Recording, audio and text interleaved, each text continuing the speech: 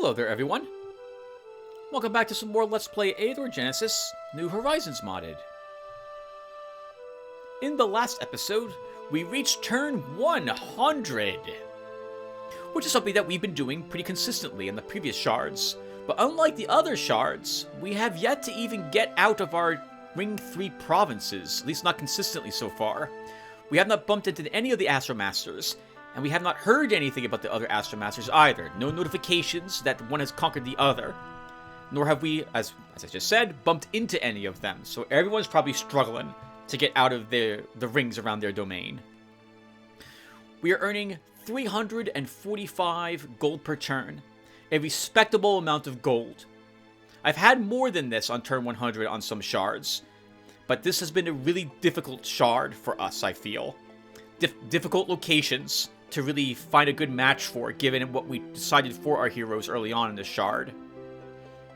But I think we are over the worst of it now, and things should begin becoming more consistent going forward.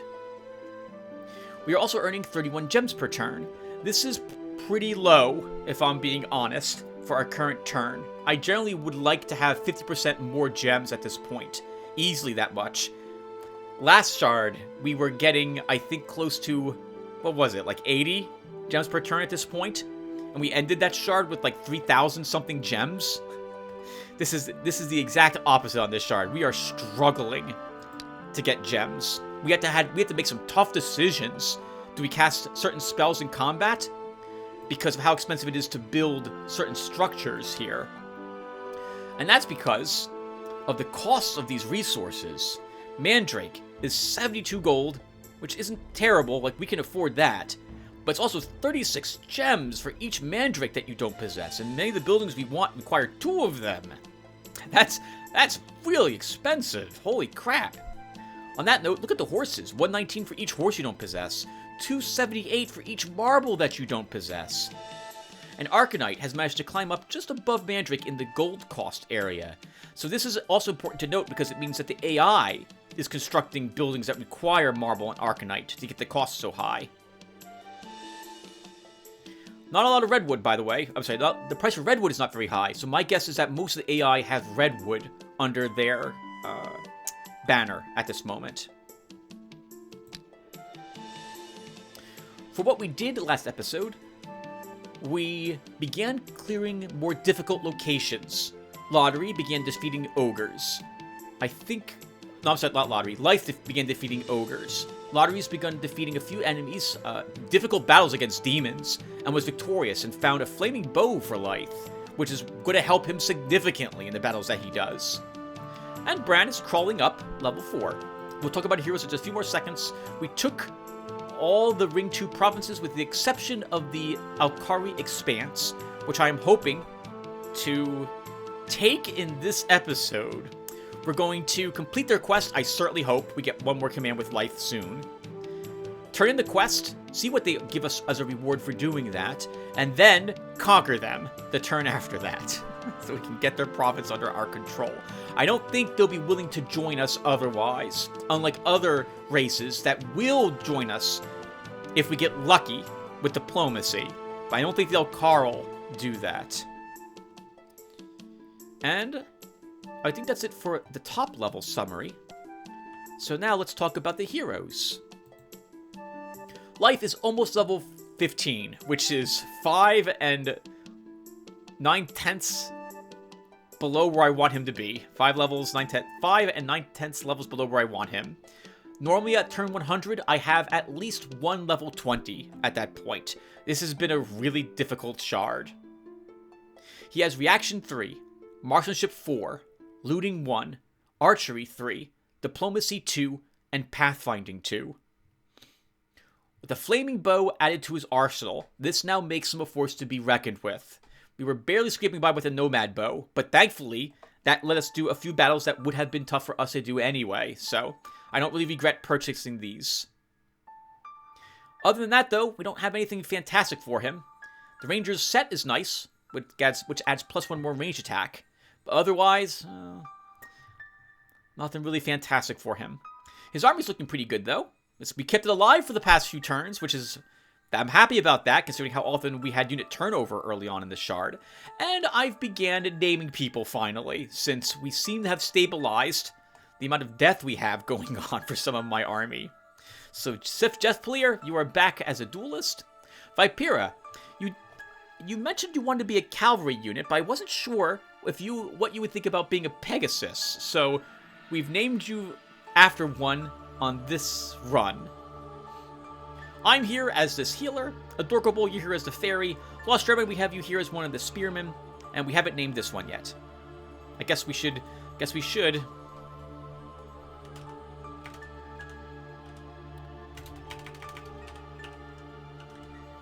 Forgotten Tom is back. This time as a spearman. Funny. Alright, what's next? Lotaeri is level 15, and it looks like 3/4 or 2/3. Magic Power 3, Necromancy 3, Summoning 2, Thaumaturgy 2, Logistics 2, Defensive Tactics 2, Wisdom 1, Discipline 1. That's interesting. He's got 2 rank 3, 4 rank 2, and 2 rank 1. It's like I'm really obsessed with order for some reason. Of course I'm not. Look at my spells, for example. Aside from the very early on acquired Sun Bracelet, which I would normally not have taken had I not realized what the Sun Bracelet actually does.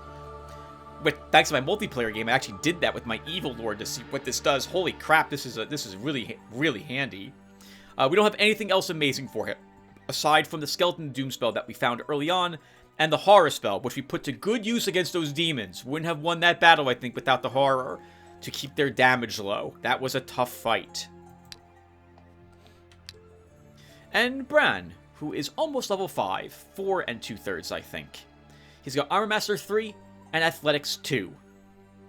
Guard's Halberd, Drow Helmet, some pieces of the Dwarven set, which we got from completing the Dwarven quest, and we found a Flamberge in the last episode as well, in case we want him to have more attack, and arguably counterattack at the cost of losing Armor Piercing Strike and First Strike. Alright, let me see this part off as well. And now, there's a thing I want to talk about, everyone.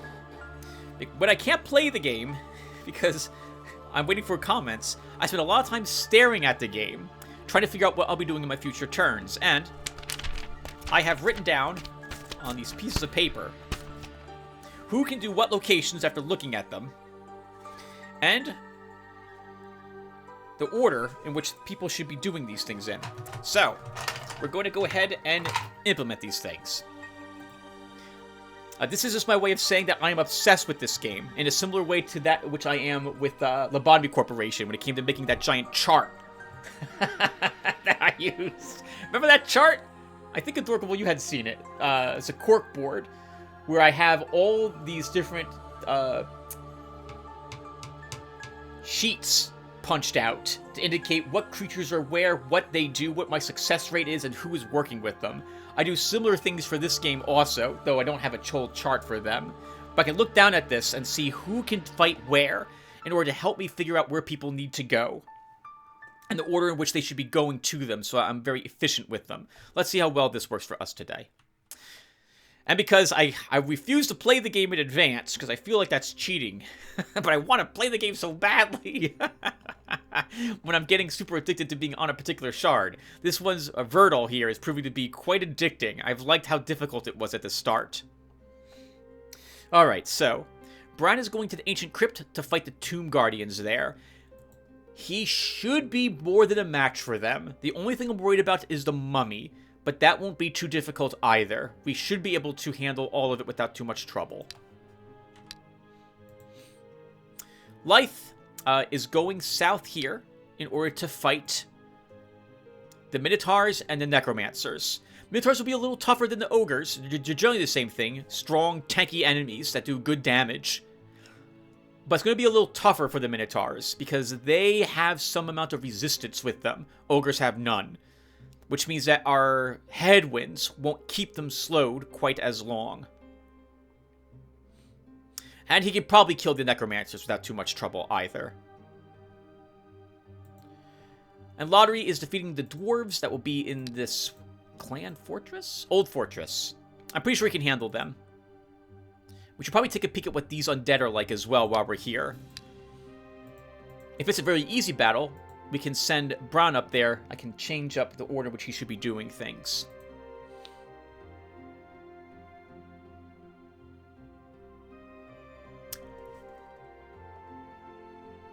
You know? I just realized. Let me show you a trick, everyone.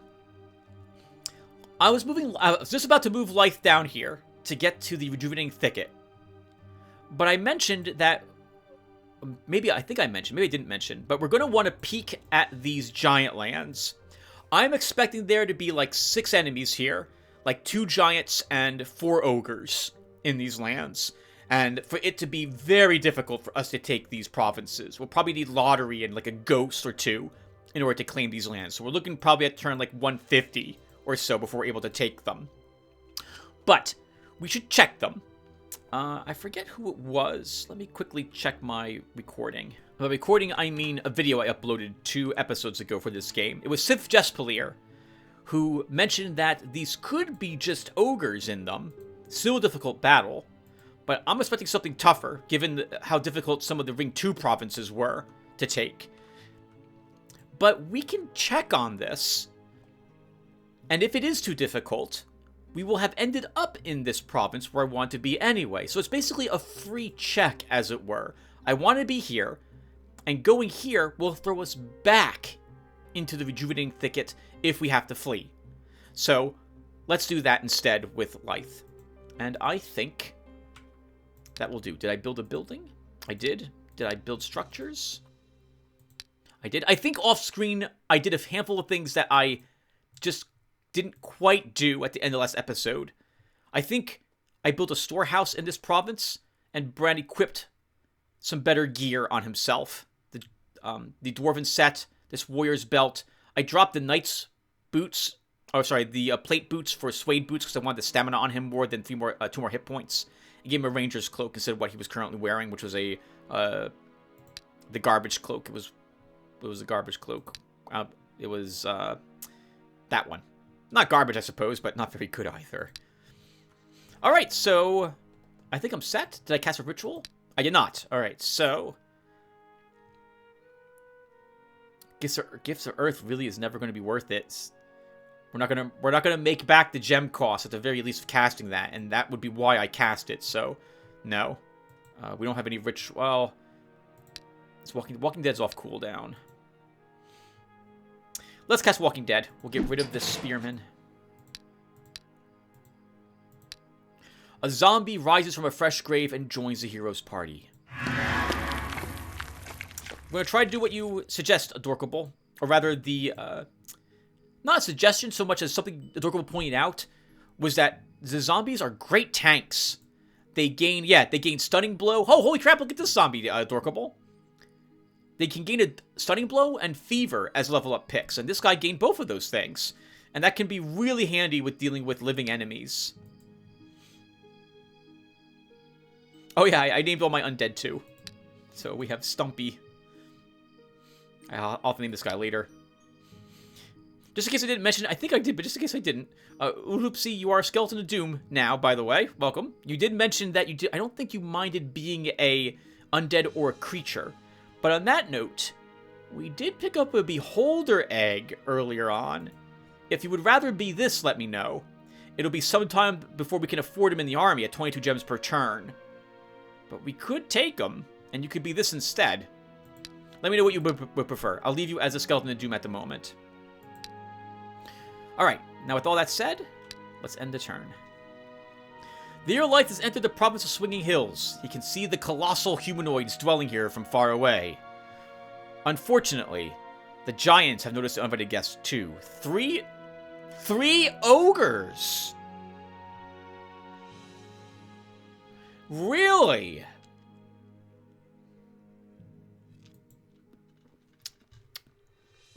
We can absolutely annihilate 3 ogres. Right, we've been doing that consistently in the last episode, so I wouldn't know why we couldn't do it this time either. Let's start. Okay, so same thing as usual. We start with the headwind down here.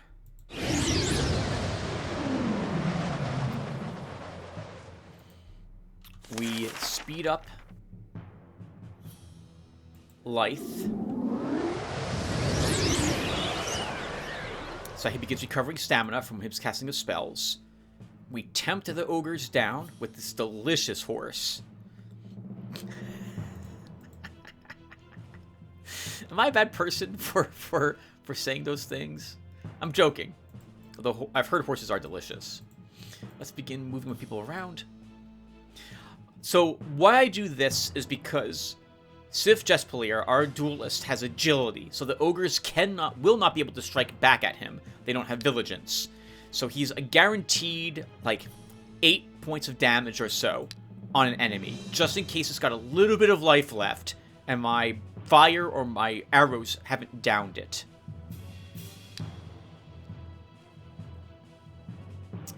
Okay, I didn't like this guy moving down toward us at all.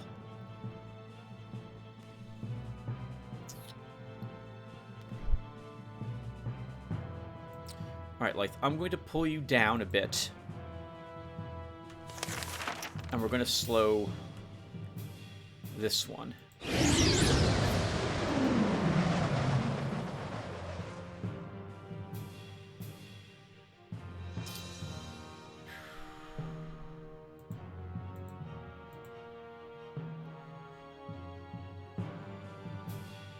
He's probably going to go here next turn, is my guess.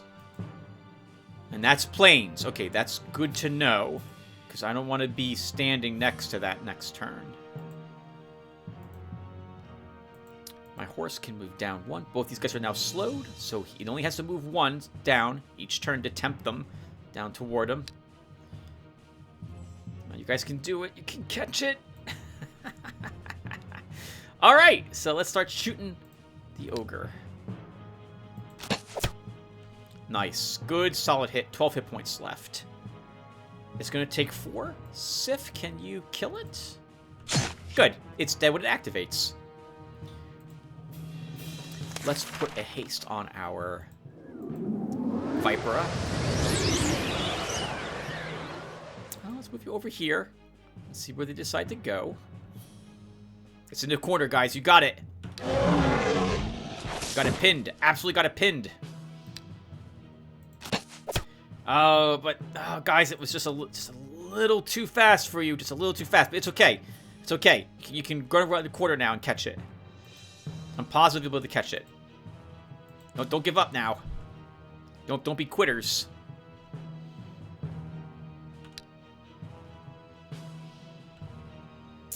This one will die on its own. I do not have to shoot it again. Let's get back some astral energy. They're both slowed for 2 more turns.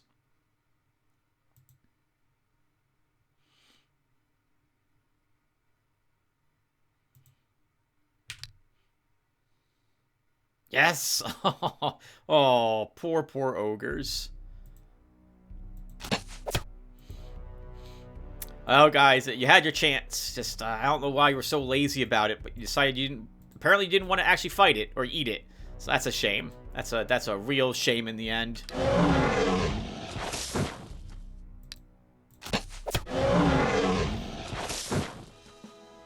164 gold. Come on, game. Give me a point of command. Yes! +1 command. All right. Finally. Oh, what do I want? So, I think we need to focus on diplomacy at this point. We've seen that there's dwarves. Well, hold on. Do I need the dwarves now? There's a dwarven province that has marble in it. And you can get the dwarves to join you. Not join you. You can get the dwarven province to accept you as their ruler if you have like 1,000 gold and you pass a diplomacy check. But you need, I think, diplomacy of 4 at the very least to do that.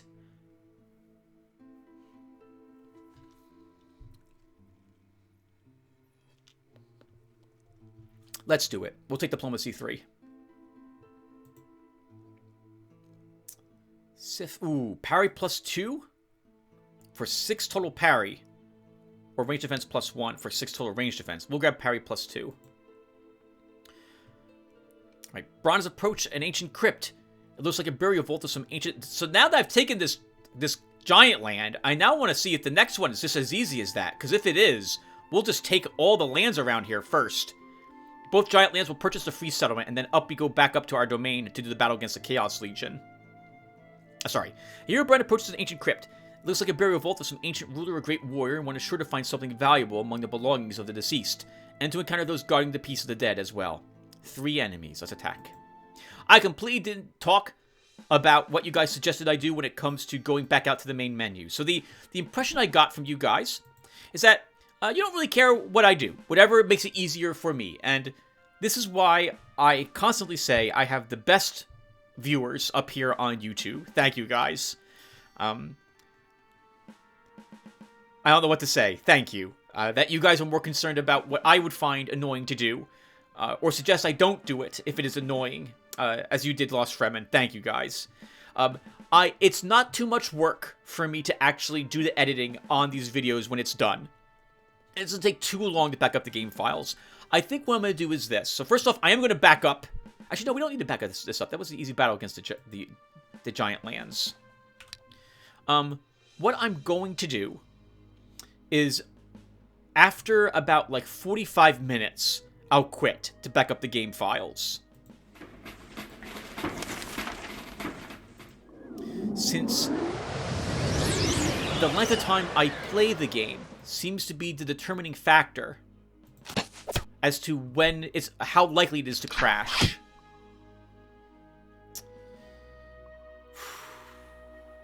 I'm just going to move you up here, and we'll go ahead and use magic armor.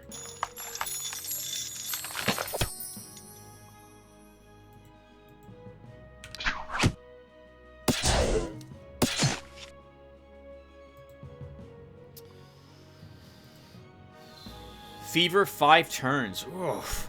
No resistance on him now. Gotta kill the Reaper. Don't want that reaching my back lines.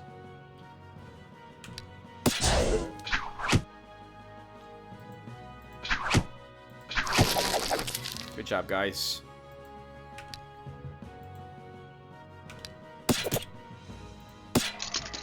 Piece of cake. +1 command. We can finish up athletics, so let's do that. +1 speed.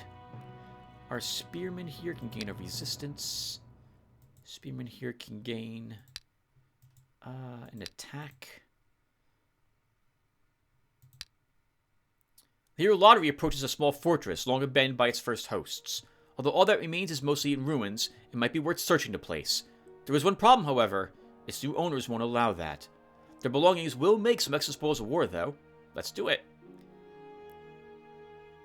Dwarven is sprinkled only. There's 3 dwarves and 1 sprinkled here. The sprinkled is the upgraded ballista, if I recall correctly.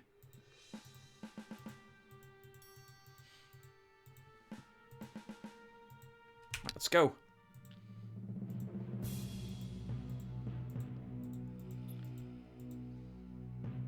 Charge! Oh, not you there. You over there. And I don't want that thing shooting us. Incapacitated for 3 turns.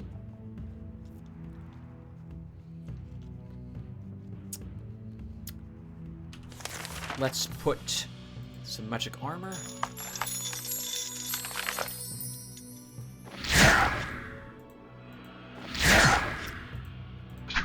Almost killed you. Almost, though, is not good enough.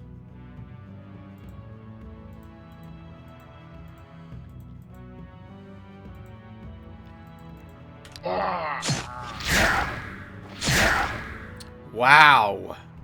Oh, round attack on this one, which is why that other one died there.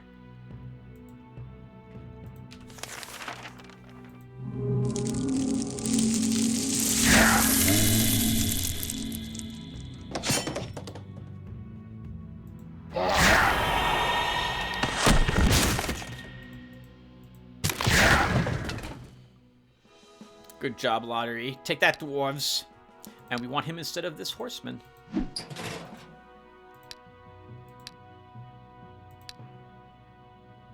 Garbage. Long spear.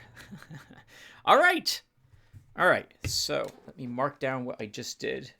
So this is going to delay Light's order of things. We just beat the Dwarven Clan with Lotaeri. I just beat the Tomb Guardians with Bran. Okay, so Lotaeri. Oh, crap, your equipment is damaged. Is that really your arrows? It is. Okay. Then we'll go back to heavy arrows. You should have enough arrows. 10 of them should be enough to defeat more ogres. If this is just 3 more ogres.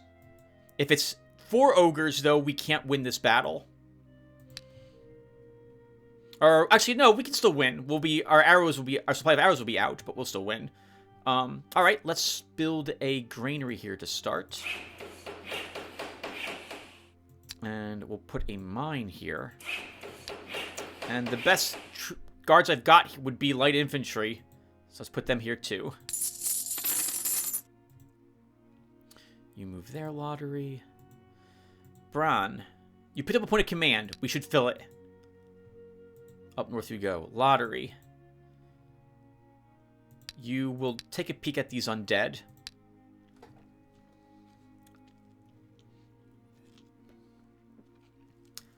At home, I'm going to want the Haunted Cemetery, so let's go ahead and build this.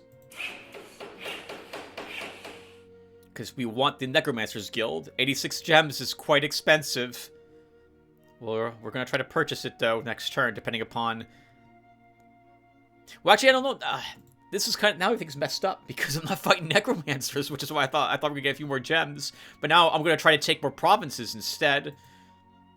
I really shouldn't complain, though. Let's just... If these are easy, this is great, because this will secure us Mithril. And this will secure us Marble. Thank you, Sif Jespalier, for even suggesting I check these, because I wouldn't have done that. I would have just assumed it was too tough.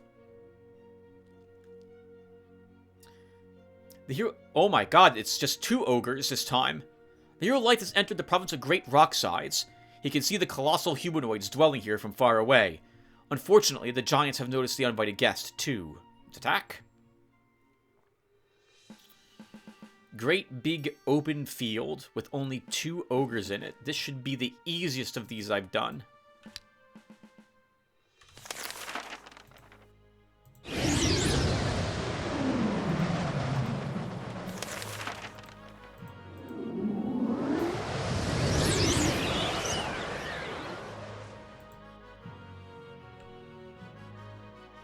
That's fine. Sif, we can move you up.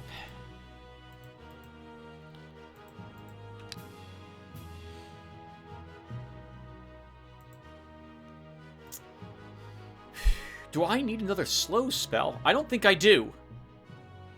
But then, no, you totally do.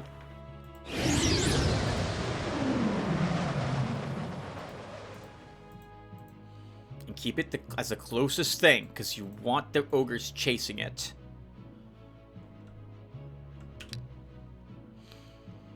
Yes! Okay, so... It just occurs to me, did they... No, okay. I thought they had pigtails with a little bow between them. But their hair is in a ponytail with a bone stuck between it is what it is. I thought they were trying to be cute today. Alright, let's begin killing them. Bam! 50 damage. That's amazing. And now it's dead next turn.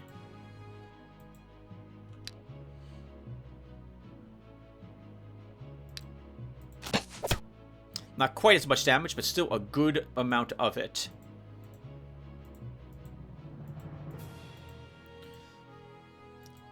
Vipera, thank you.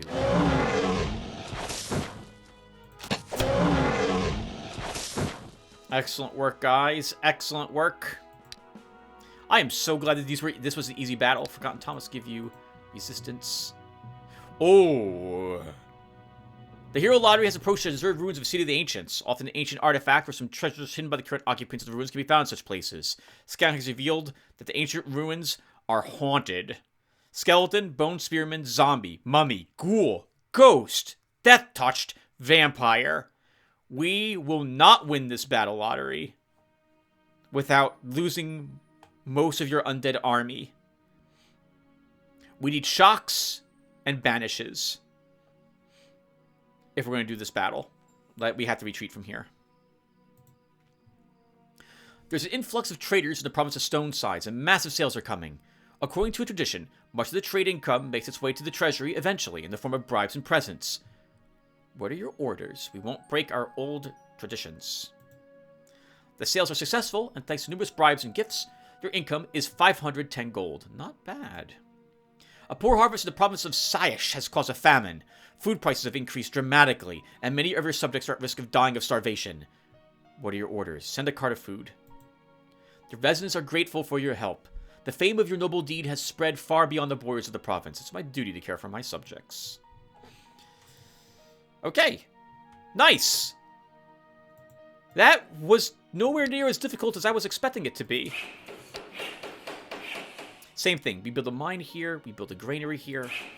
We put light infantry here. And since we're down here...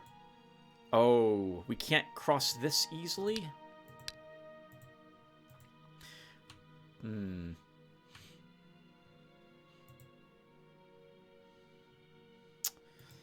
It'll be 2 turns to cross this. Let's keep going. Is Fairwind will be off cooldown next turn? We come down here, we purchase this, we run back up here afterwards and defeat the Chaos Legion. That's what we'll do. I had to make a few alterations now.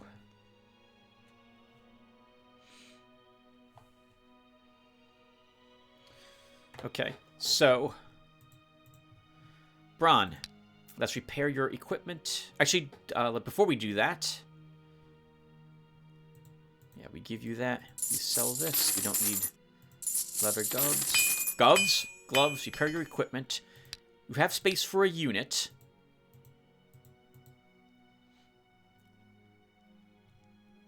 I don't want to spend 41 gold for a healer. Let's take another spearman. We could take actually a swordsman. No, we'll take this. We'll take the spearman. And you just gain command. Back down here you go. Lottery, we're going to send you back home because if I'm going to need banishes... I was planning to actually take the good spells next because we have undead in several locations out here and demons. And while banish won't help me with the demons, it will help me with the undead. And so I'll now have even more excuse to purchase Temple of Life for the exorcism. So I think we're going to purchase that, right? There's no super heavy damage dealing magic attack with Sphere of Stone. So let's build the Temple of Life.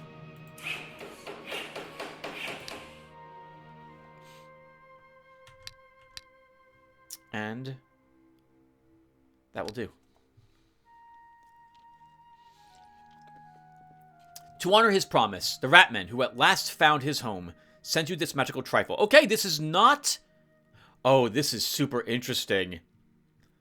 That's a wand, or an orb, and that's an undead item. It's not the emissary's wand, which is what I was expecting it to be. Alright. Sign of Unrest. Not bad. There is not enough space for new dwellings in the province of Saish. The locals are afraid of settling in unexplored areas. You send a hero to explore new lands. I'll think about it. Okay. Lottery. Left arm. Yeah, so this is an orb. Resistance +1. Undead summoning power +2. Soul stealing 5 for the party. Oh, man. We want that.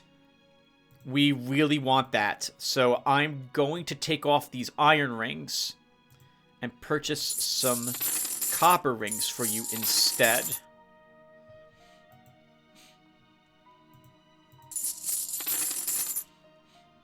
Because now I care about you raising more undead with +2 more to its power. We need a wand for you. We only have a shaman's wand. We're probably still going to end up using the traveling staff at the start of a battle. Especially if I'm taking a bunch... Actually, we are going to take a bunch of tier 1 spells. In fact, let's... tier 1 spells. Light spells.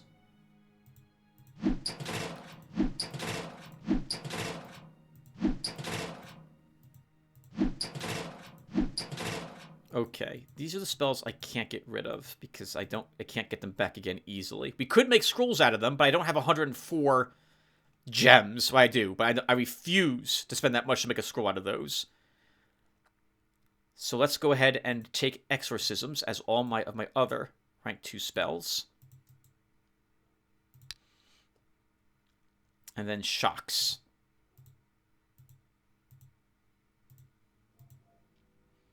I'll grab 4 shocks. We'll take a single lightning, just on the off chance that proves to be useful in one certain situation where others do not. We'll take a magic armor, and I'll grab a web. I'm not taking any undead summoning, because I'm going to now focus on the undead. This is super awkward.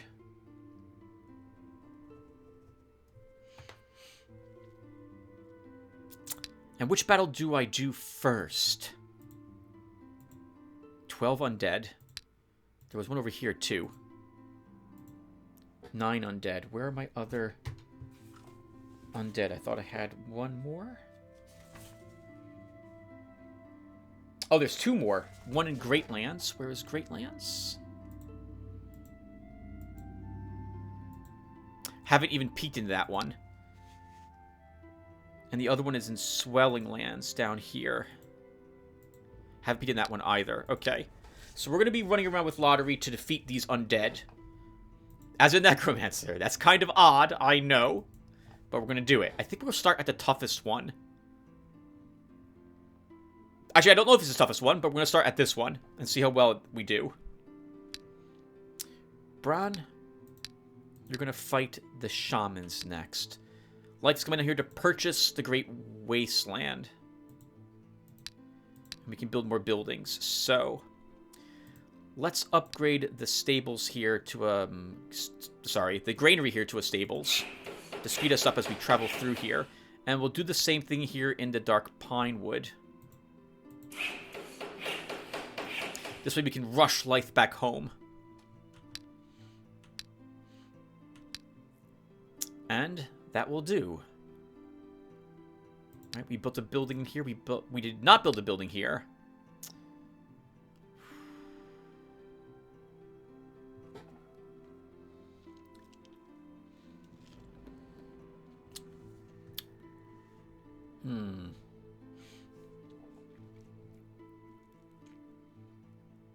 Do we have any corruption at this moment? We do. 23 gold and 2 gems worth of corruption. Let's build the dungeon. 17 gold and 1 gem lost. Okay. End the turn. The hero Lythe has entered the province of Great Wasteland. A band of local militia is advancing his direction. 15 enemies. Lythe says he can easily win this battle. I don't know if I agree with that. We're going to negotiate with them. The militia leader addresses the hero. Well, you know, we don't want no war. If you and our mayor come to terms, we make an oath to your lord. I tell you, all fine and good as it should be. But you know, our mayor, he's a real miser. He'll want no less than 420 gold coins for this here contract. Settlement needs the money, you know. What if I pay you half as much? Personally. The leader scratches his head, then smacks his lips, wheels turning. At last he utters swaggeringly, well, that I can do. Deal. The hero Bran has approached the Zerd ruins of the City of the Ancients. There is a ghost whisperer and 4 wolves here, is what I'm guessing. I'm wrong. There are 2 shaman. That's gonna be annoying.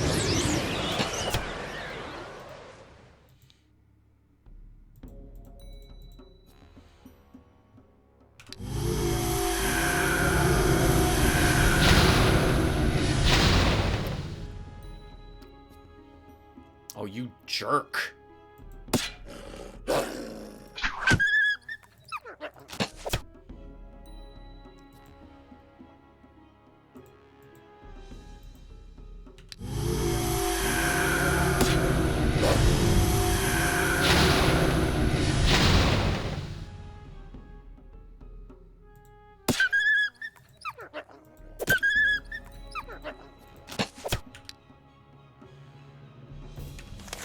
Let's heal this guy. Kill him off.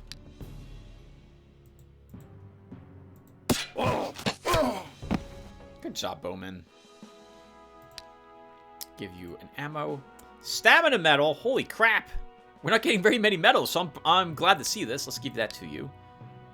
This is $1. 4 just for the spells we cast. There's not enough space for... Okay, I'll think about it. More Alkari down here.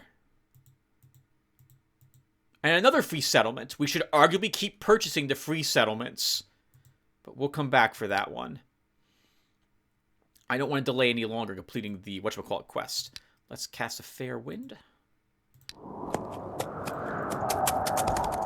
The whatchamacallit quest. The Alcaro quest. You know, the race I was just talking about. Let's put a mill here. And we'll put a pub... no. We'll put a gem pit here.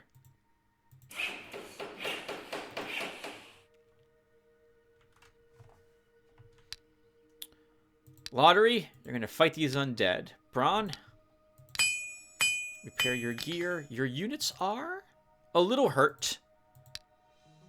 I think you can probably kill the Death Servants, though. It's going to be a tough fight, though. Can Bran survive the night? I think he can. We're going to find out together. Let's do this turn, and then I'm going to go and back up the game save files after this turn's over. Do I want... I would love another building. Let's build them at Journeyman Carpenter and wrap up all the domain shops. We'll get plus 3 more gold. Per turn, and now this is all done.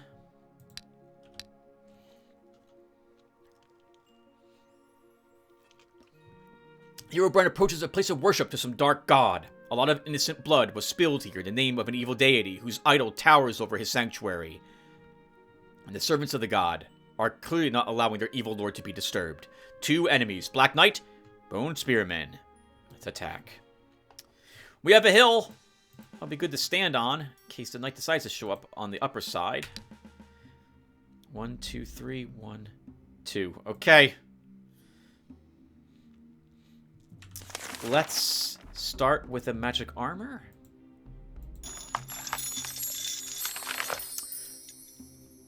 Uh-oh.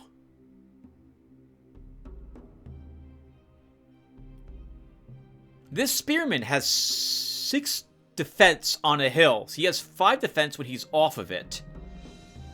Which means we're doing 1 or 2 damage to him. So this guy needs to be killed by our hero too. But we need to walk down towards him. Because we can't let that knight kill these units of mine. Oh, okay. That's a shame. I'm not going to be able to stop him. I was hoping that he would... For some reason, I thought he'd only be able to move here. And I could plug the hole, as it were, so that he couldn't gain a charge effect on me. I really don't want to charge into him now.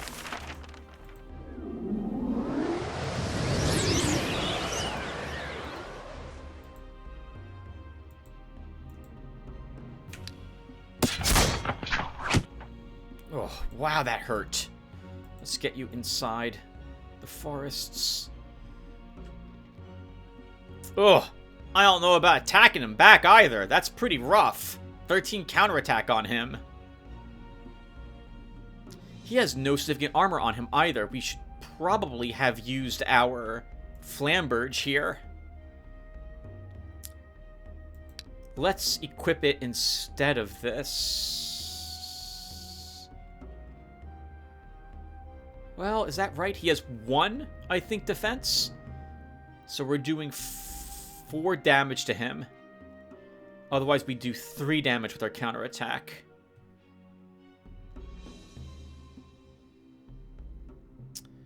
Let's wait around. Let's heal ourselves.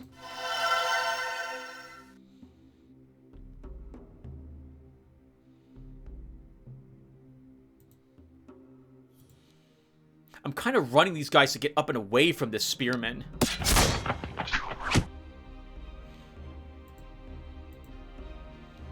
Yeah, I don't want to stick around with this guy throwing spears at us. He's got one left, thankfully.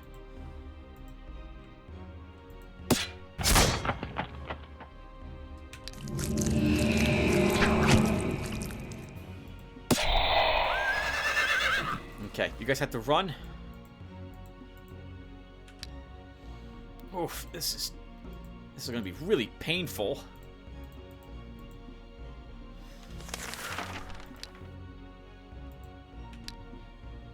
Thankfully, he is out of spears.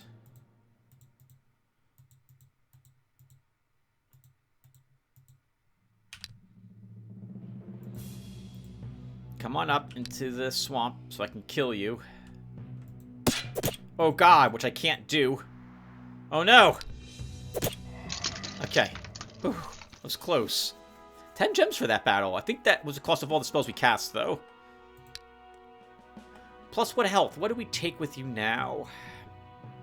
I think you need combat skills. Let's grab combat 1. Precise strike +2, parry +2. You can gain a attack. 1 stamina. Another adept.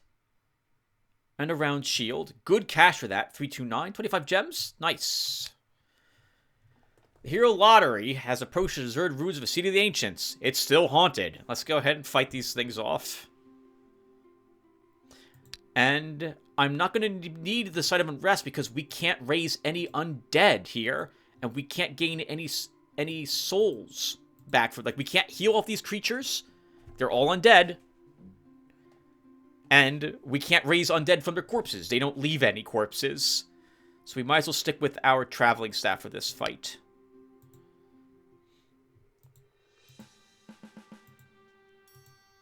Sif Despler, which one are you? Oh, sorry, Ulupsi, which one are you? You're this one, and dead in the center. Okay. Let's do it. Do I want to kill ghosts first, or do I want to stop that vampire from reaching me? Ghosts do 9 damage with Magic Strike. This thing just does a solid 24 points of damage. This thing can reach me this turn, so we're going to exorcise it to start.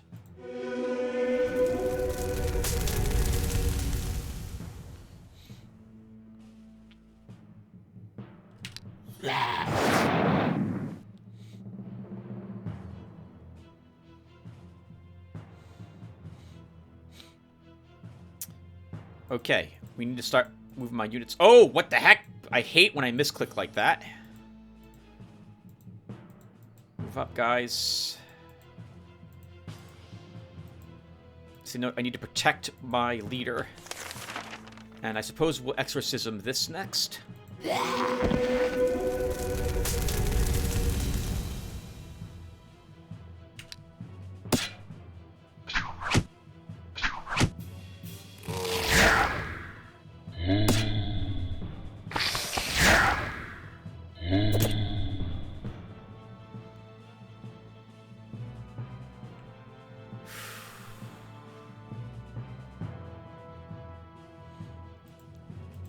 Can you two kill this?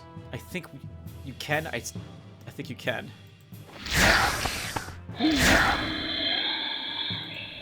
Which means that then I can begin shocking ghosts. I have to keep something around my leader.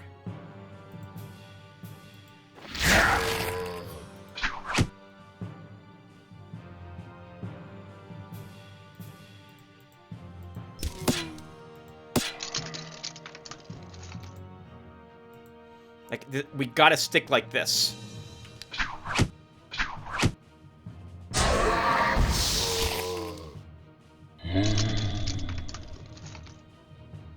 Alright, this is what I kind of expected this battle to go like. As we exchange blows with these enemies.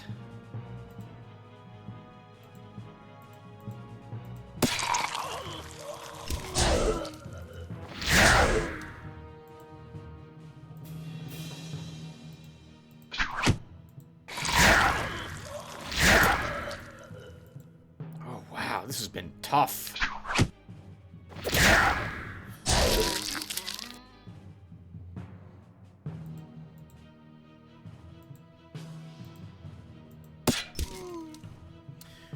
Oopsie, you're gonna die if I leave you there.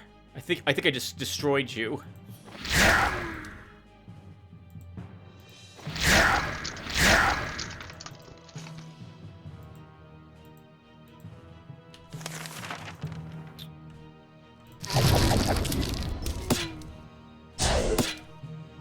Woo!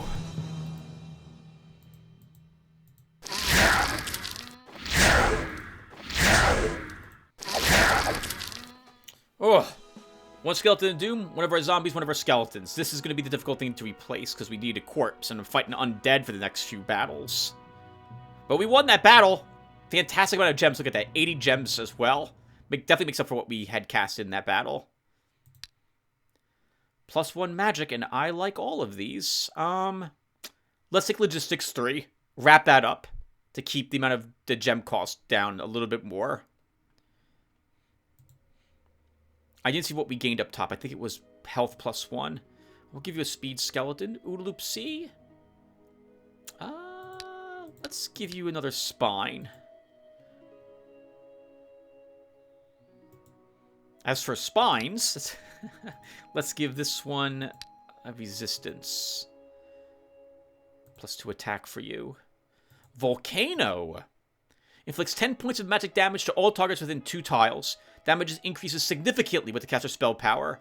Ignores magic immunity. Look at that stamina cost to cast it. And 80 gems to cast it as well. Oh my god, that's so expensive. It's a tier 3 spell, though. When we finally have stabilized our gems quite a bit more, we'll be able to cast this more regularly, I suppose. Would work well for Lotaeri, though, with his increased spell power. So, representatives from the Inquisition have arrived at the province of Creaking Wilds. They state that the local people are steeped in sin and dark magic, and they demand your consent to clear these lands of filth. Yes, let them punish the sinners. The Inquisition searches virtually each and every house. All suspicious individuals are caught and interrogated. After that, many are burned at the stake as dark mages and heretics. Since all this is done with your consent, the people hate you almost more than the Inquisition. They have themselves to blame, the sinners. A large trade caravan is asking for permission to cross the province of Dark Pinewood.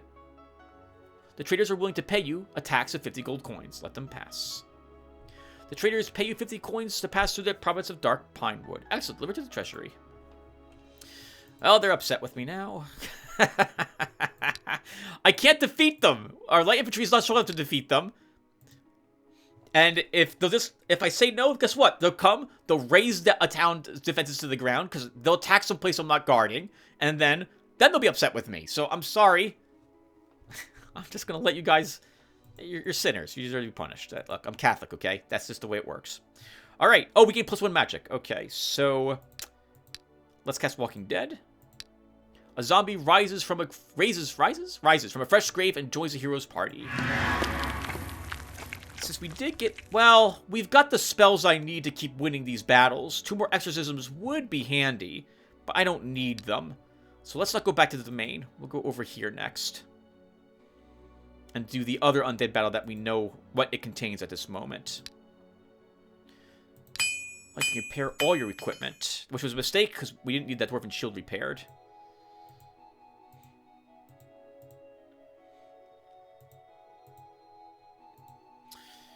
Okay, you have space for a unit. Let's take another Pegasi. Was that a Necromancer? It is! Oh, God. But 212 gems to hire him? We're not doing that. Cheap upkeep for him, but I don't have those gems. That's just too expensive. Life. I've been saying that I just need one more Pegasi to do this battle. Let's see how accurate that is. Before we go in there, I'm going to want you to have probably... Oh, nothing. You have exactly what I want you to have. No. No, Word of Life. Okay, I thought I had a Word of Life. Okay, so... I don't really want to lose the recovery. We don't need an inspiration, because heroism also recovers stamina. Granted, it is more expensive gem-wise. It costs gems, which is to say. But we'll use that instead. Word of Life, you come here. Okay, that's good. Right, yeah, your spells are set. We paired your gear. We picked up the Pegasi for you. Bron, you won the battle. Your units are hurt. We can't cast another spell.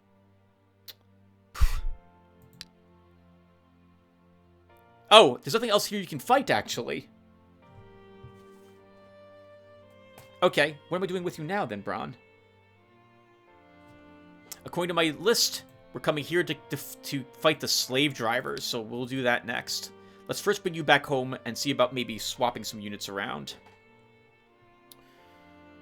For buildings, we will build a pub. And then another one.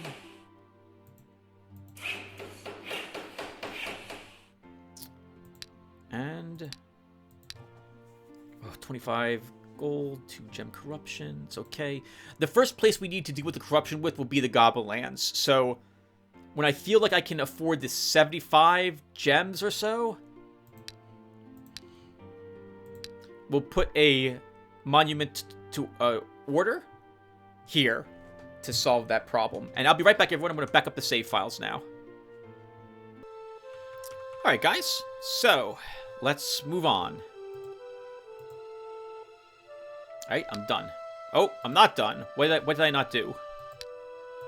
I didn't build a building in my domain.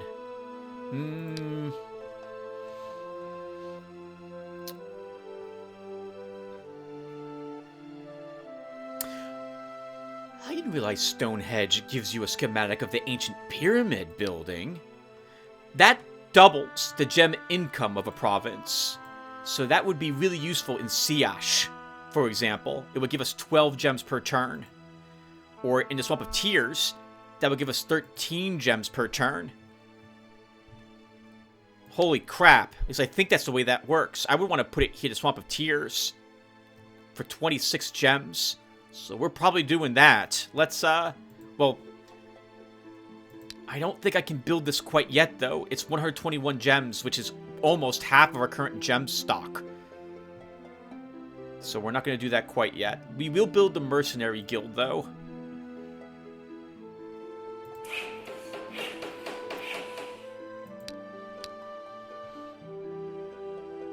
Your life has reached the terrible gates leading beyond the confines of the creation.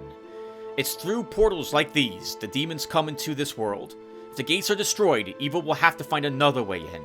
No wonder they are guarded by spawns of chaos. Life is like, I'm gonna die. I disagree. You're gonna live. Granted, you won't do any fire damage.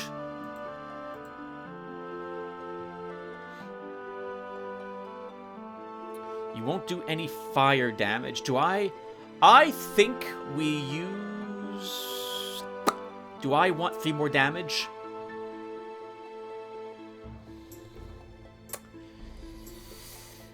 Do I want 3 more damage? At the cost of losing 6 ammo. I think I'd rather have the ammo, since we can't set things on fire in this battle. We'll go with this.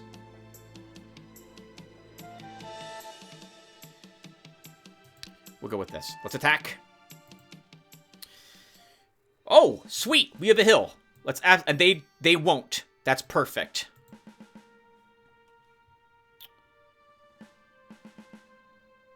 Let's do it. Here's the demon. This is what we need to kill. I'll be lucky to kill it, actually. Is that right? Oh, no. We should kill it with the double shot. So let's do that to start. Good. The main source of the DPS is defeated. I'm going to move my Pegasi kind of in the center of my army. Like this. Because they provide +1 resistance to everything around them. Now, in the past, this Chaos Gate has... Whenever I fight it in my domain as part of the Akari quest, it only has been able to summon, like... spawns. Let's check this one. Spawns and imps. And it's gonna stick to summoning spawns from what I've seen in the past. Although, I think imps would be the better choice for it to summon. I don't think it'll do that.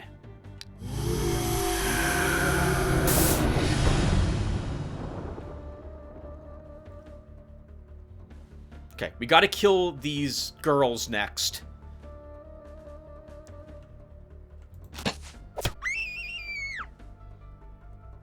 That one first, because that one didn't... what's your range? 1, 2, 3, 4. The other ones have to crawl up to me to shoot me. That one could move 1 and begin blasting one of my units. I think I will be fine with this taking a hit. Because I'm going to charge. I see it'll take 2 blasts him from the girls.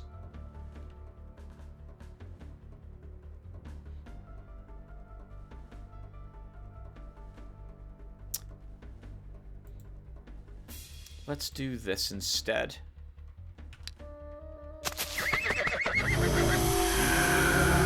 Well, I don't know if that was any better. It took 2 hits from the imps instead.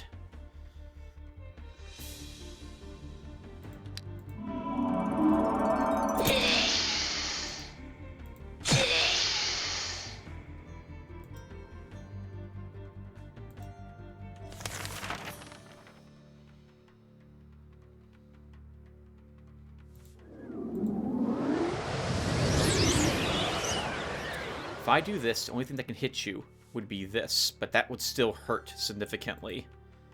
Now I need to deal with these girls still. Or do I? 1, 2, 3, 4. 1, 2... I can wait a turn to deal with them, and we could maybe kill this.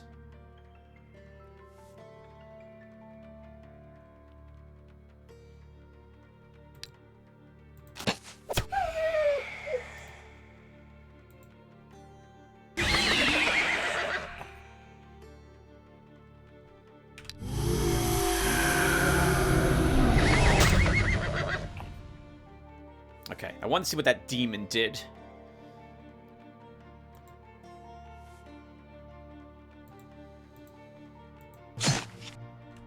$17.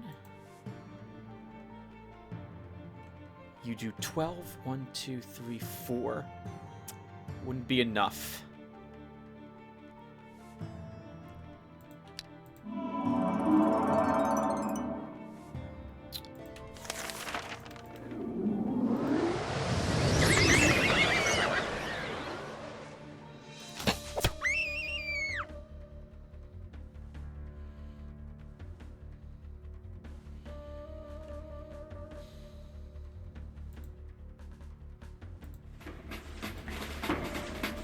Oh, Tim, you don't have swamp knowledge yet. That was a waste of that. That was a waste of that. I meant to move him up here, and I can't.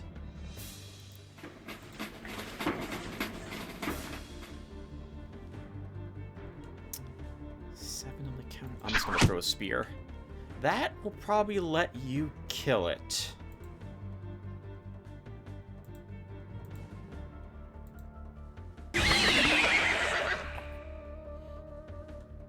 Looking really good for us at this moment. And this thing's now out of ammo, so it's gonna have to start spending turns resting.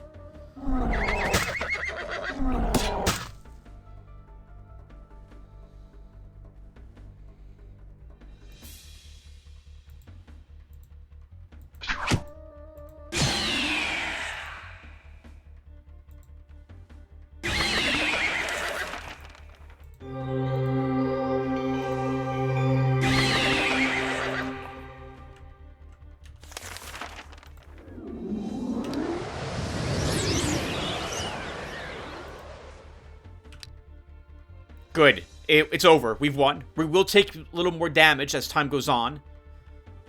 Well, time goes on. Because as I begin to move up to fight this, we will begin taking damage because it's going to spit out more spawns that will damage me. I can't stop them from doing that. But we've lost. I've lost. We've won. Absolutely, we've won. I'm just going to rest with you.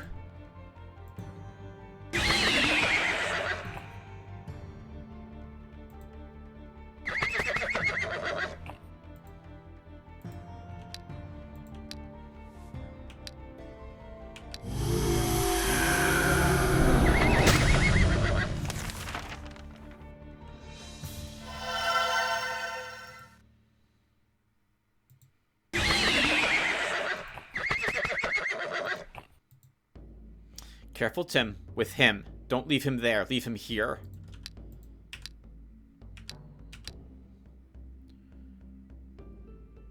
Move him back one.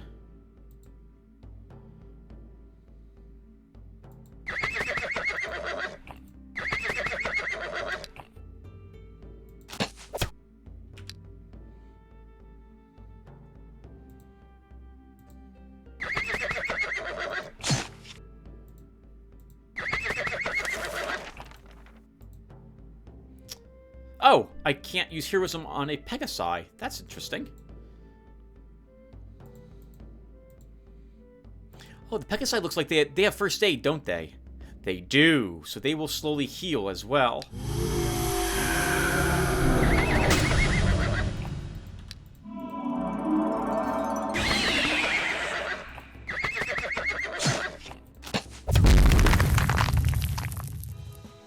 Finally! Man! Got that quest early on. Completed it just about. Feels like 80-something turns later. Oh my crap.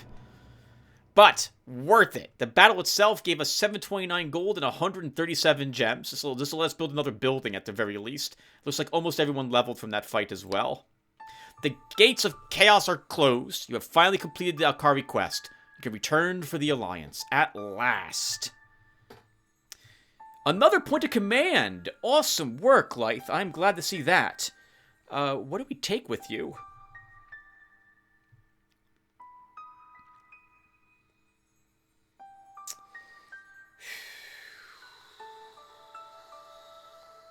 I think it's going to be Pathfinding or Reaction 4. Let's grab Pathfinding 3 for the +1 mobility. And we're probably never going to take another point in Pathfinding with him. I can get a stamina. Adorkable. Your upkeep is just 8 gold, so we don't need decreased upkeep. I don't care about 8 gold. But I don't really care about defense +1, but I guess suppose if you did take a hit, I'd be glad to have you have this as a precaution. Maybe it'll keep you alive, so we'll take that. I would love to give you this for +1 more round for your spells, but I can't afford +4 gems for this, so no. Lost Fremen will give you a ranged defense. Oh, nice. Stamina medal for you as well, Lost Fremen. Let's give you that. Vipera. Give you a ranged defense. Our new Pegasi can gain 2 hit points. And resistance. Chilling Lightning. Another damaging spell. 3rd rank. 18 gems, 1 stamina. Inflicts 20 points of magic damage to the target. Damage increases with the caster's spell power. Nice. This is something we can absolutely give to Lotaeri, and he can cast this without too much concern. Serpent Amulet, +1 initiative. That's nice too. 35 gems I saw as well. The adventurers returned from a tiring journey. They managed to find the very city the lost Ratman had spoken of. Upon hearing the news, he leaves immediately, promising to send you a gift as soon as he reaches the city. Well, that's good. Alright, let me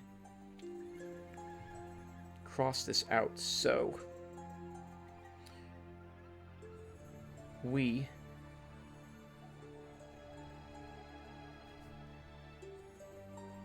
did the Chaos Legion. What's next for you? Turning in the quest. So first, let's go ahead and have you repair your gear. Who's gonna get this? Who's gonna get this? It probably should be Braun.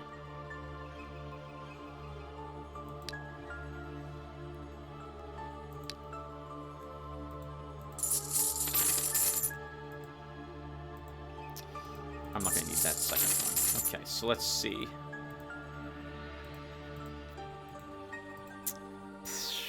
I feel like I should absolutely use that amulet right now as well.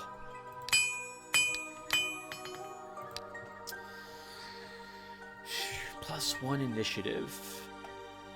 You'd still have 20 initiative life if I give it to you. Let's... 20 initiative. 20 morale if I give it to you. So let's give it to you. Chilling Lightning stays behind for Lotaeri.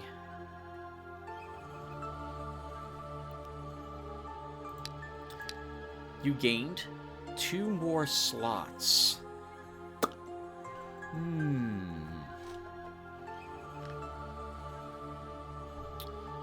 Well, let's unlock the Bone Idol, then. Oh, then again, Tim, you want the Necromancers Guild. I'll want it eventually, but it's going to be a few more battles until Lotaeri's taking undead, raising undead spells again. He won't be back to the main for a little bit. Build the Bone Idol. You want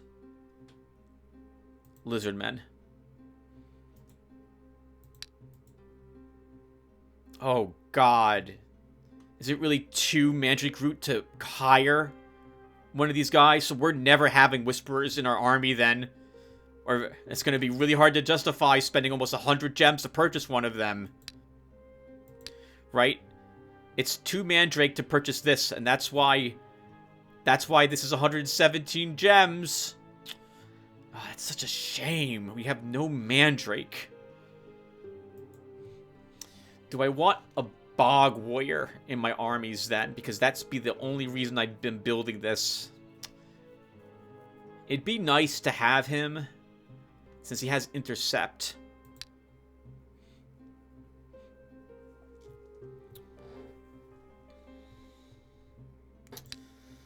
Oh.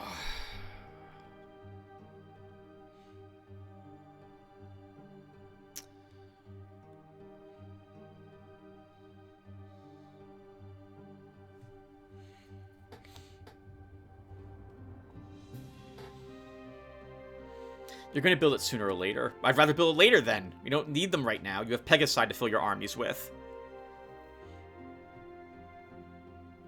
Build a Necromancer's Guild if we're going to build something like... Well, we could build a Stonehenge. Build a Stonehenge.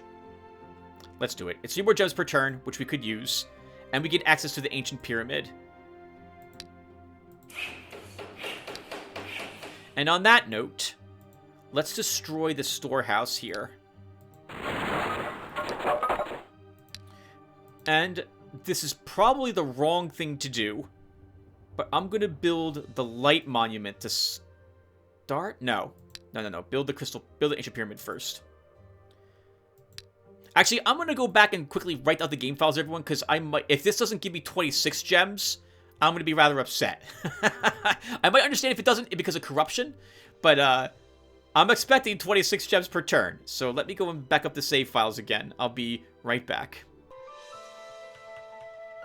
Alright guys, let's go ahead and do it. I'm curious if this will work the way I think it does. So it says it doubles the gem income from the province. Swampeteers is earning us the most gems of the provinces we have. It might not be the best one at the end if we were to wait quite a few more turns, since the Lizardman lands would probably give us more gems overall. They're only hamlets and they're already giving us 6 gem income. But I could certainly use 26 gems per turn right now. So we're going to go ahead and put the Ancient Pyramid here and pray it works the way I'm hoping it works. And it just doubles the gem income. And it does. Good. 36 gem income. We are losing another gem, though, to corruption. So let's deal with this now, too.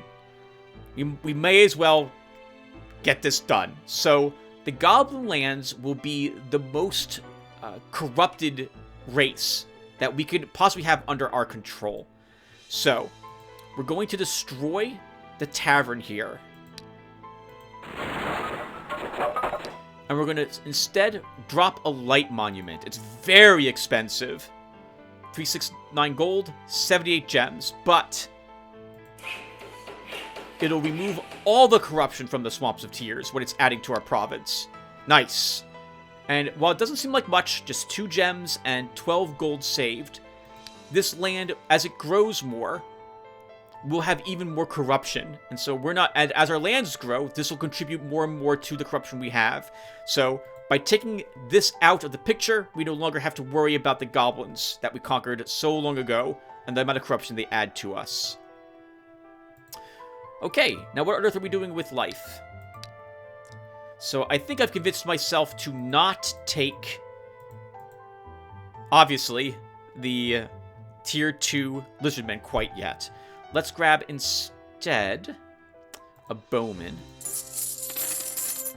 and a Pegasi. Unless you want a Cavalry. Tim, how expensive are Pegasi to maintain? 2 gems? No gems? I want another Pegasus.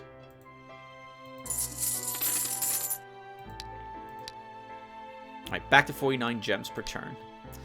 And now life goes to the Alcarvo lands and completes their quest. Lotaeri, you defeat these undead.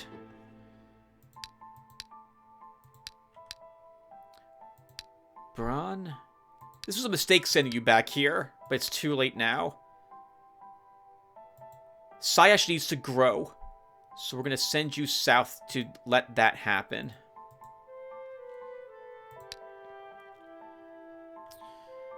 And we're good. End the turn. The hero Lythe crosses the border of the province of Carlami's grounds. Soon, on the ground, winged shadows flashed, and in the skies above circled a flock of Alkari guards. 8 enemies. Let's negotiate. A familiar quasi-hypnotic glance, and these words resound in the head of the party's commander. The gates are destroyed. You have helped the children of heaven. And will you help me? Your lord does serve the heaven, but his allies don't. The deed that pleases the Lord of Heaven shall be rewarded, but the alliance between us is impossible. Okay, I will accept payment. What do you want? A purse filled with gold? We would earn another almost 100% gold thanks to our Diplomacy 3 if we chose that. A box full of gems, which I don't think is impacted by the increased rewards of Diplomacy. A contract with an Alkari army. If that's the one that has the mentors in it, then that is a very strong province guard. I'm interested in the gems and the army. We don't have a super strong guard at the moment. Let's take the Alkari army.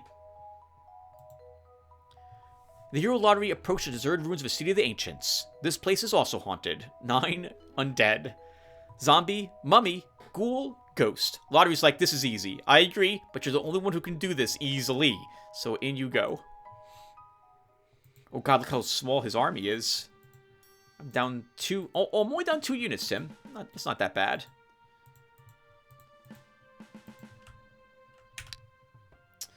Ghost first.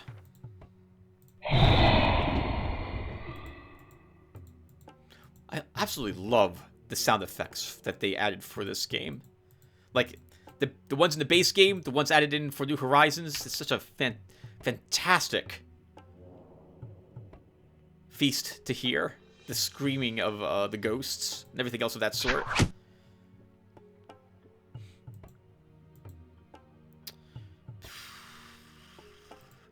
I don't really want to lose one of my units now. Let's see.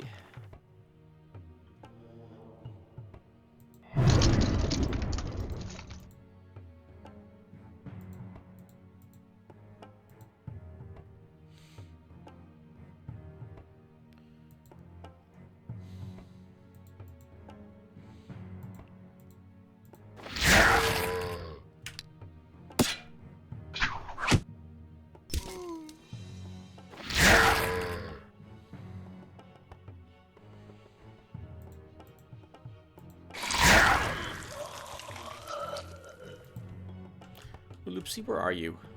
There you are.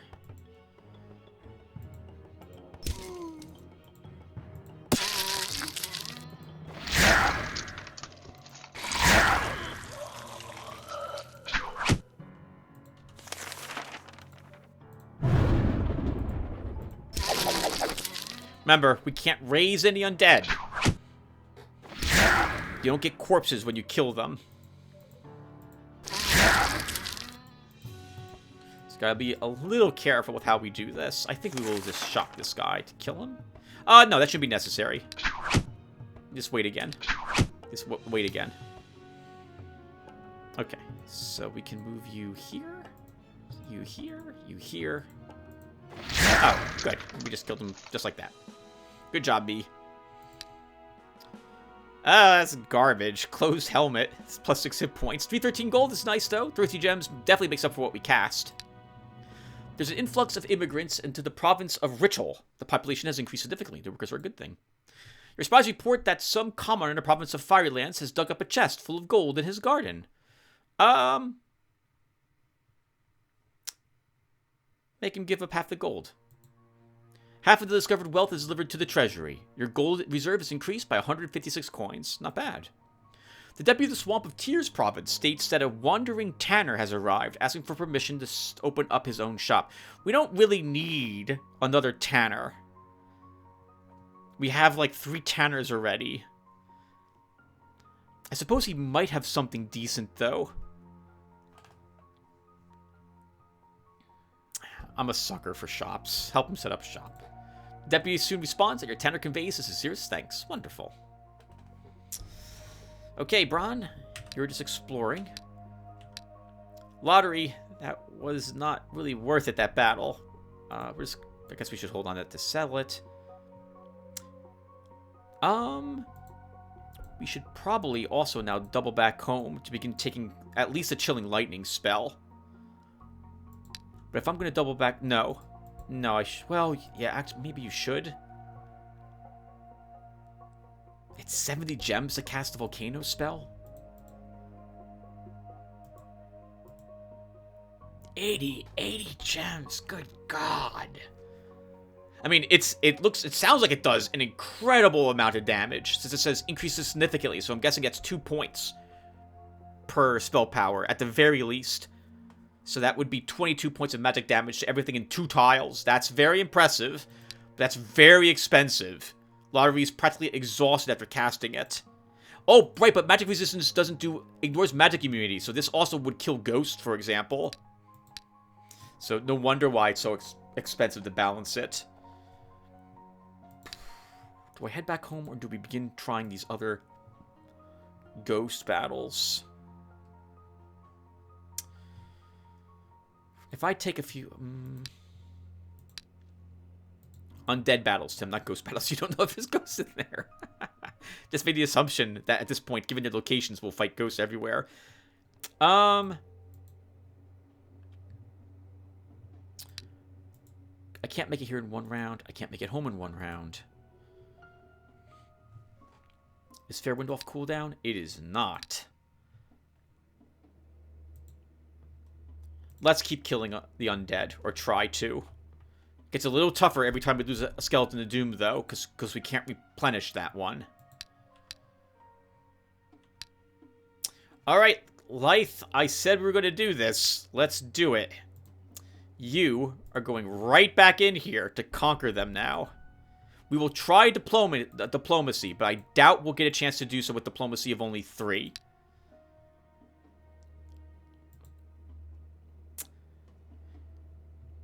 We'll set them on fire as well. Alright, let's build more buildings. So let's build some taverns.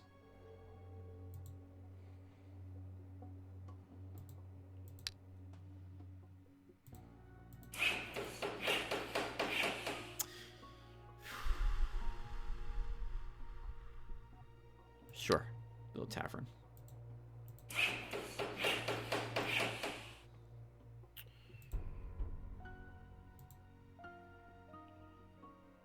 And at home, do we have anything we can build that doesn't cost an extravagant amount of gems?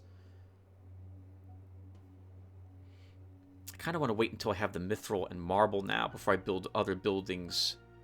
So let's just keep waiting. Yeah, we'll keep waiting.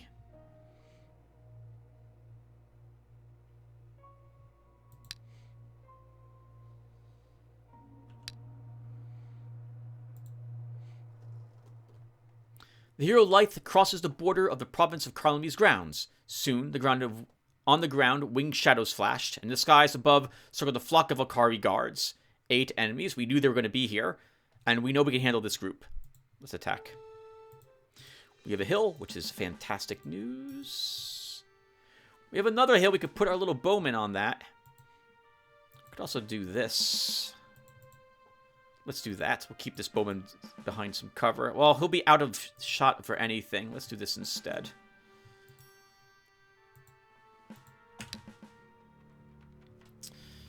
So, I can't reach the net one, which is one I want to kill. But then these ones are the next ones I should kill. 6 range defense, but we ignore 3 of it. And we have 23 points of damage, so we should kill these without a double shot.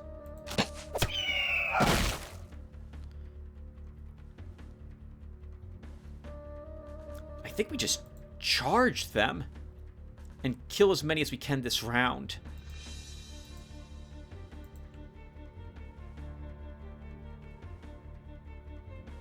Vipera. Ooh, but we will take... Even these ones will do decent damage to us.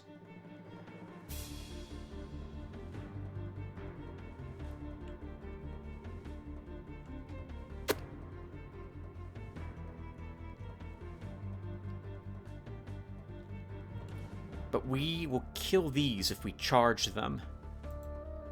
1, 2, 3, 4, 5. 1, 2, 3, 4, 5. We put speed on Vipera, and he charges this one and kills it. He needs to do 19 damage. 1, 2, 3, 4, 5, 6. He should kill it. Let's try this.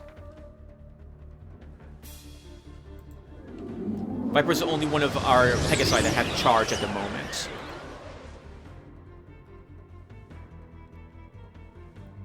Okay, so our new Pegasi kills that one. Vipera hopefully kills this one.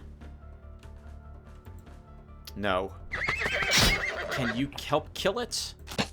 1 hit point left. That's a shame. We charge down here.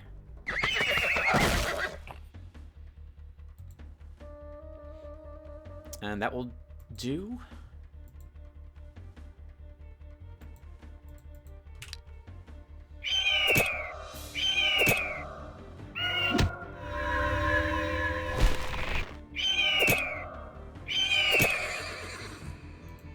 Expensive loss, but I was expecting that.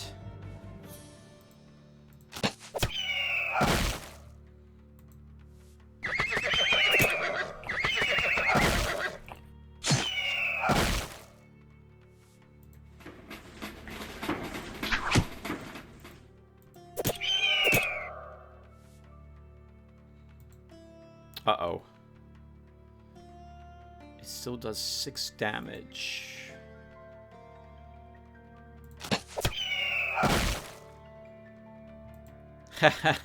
I'm in danger.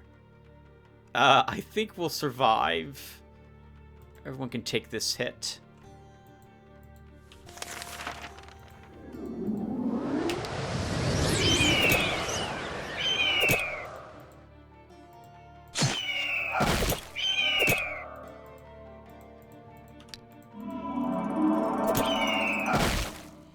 Alright, that was a new Pegasi that died. We can get another one, I suppose.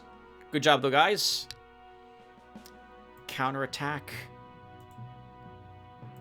Some morale. Hit point. Defense. To resistance of just player. Let's give you a hit point. Continue exploring. Carl, not happy. Looks like you guys should have joined us after all, huh? Let's make you happy. Let's put a pub here. You know, Alcaro are known for their strong liking of drink, which keeps them happy.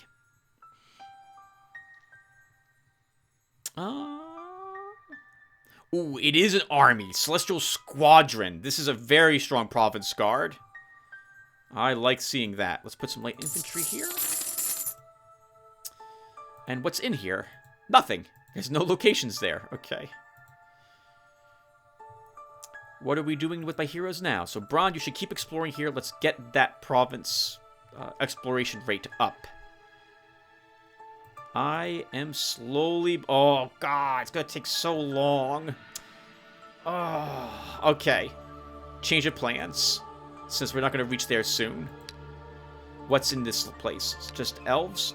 Since Lotaeri's close to leveling, I'm going to have him do that. We're going to stay here and level.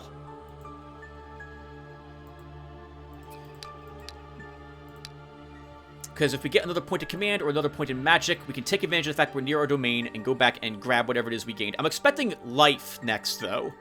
A health. Let's still explore. Brian, you're going to explore life. This place is just a hamlet. It doesn't need to be explored quite yet. Let's bring you back home to pick up the unit that you lost. And at home... Oh, it's getting more and more expensive to build a Necromancers Guild. Let's... build a Necromancers Guild. And their turn. While exploring the province of Sash, Brand found an abandoned temple. While searching for treasures, the hero Brand has approached an ancient temple. This old shrine only seemed abandoned from afar. Its guards have noticed uninvited guests are preparing for battle. 7 enemies. Witch Hunter, Inquisitor, Smiting Hand. Brand is no match for this. We've learned that Lotaeri will struggle against this army. So this has got to be something that Life defeats, and I'm pretty sure he can defeat it, but you can't. While exploring the province of Fiery Lands, Lotaeri found an ancient crypt.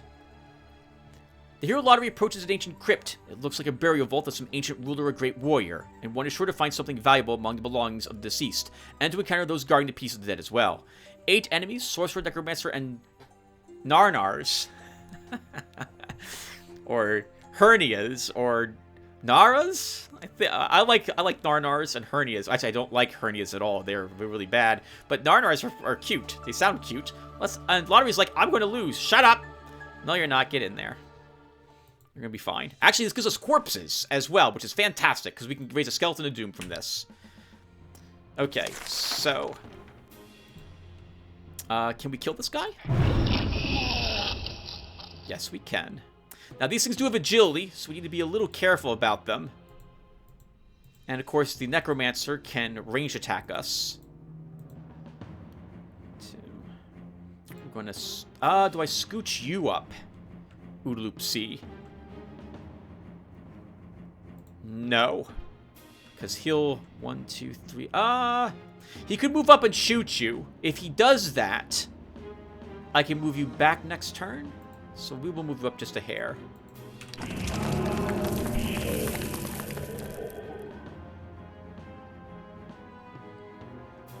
Alright, in we go. These things have agility, so we can't rely on the counterattacks to do the job that we want. Maybe we can kill him with a shock? Perfect! Let's, have you get a kill?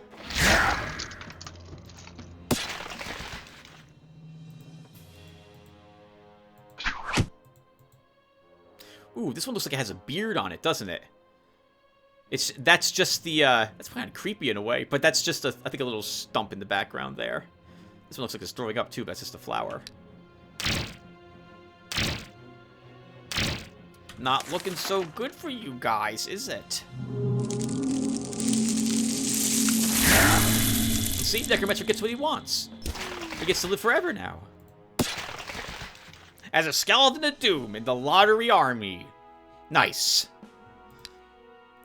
+1 command. Let's grab Discipline 2.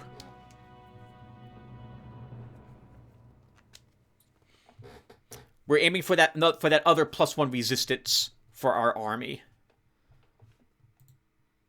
And we'll take a Skeleton of Doom.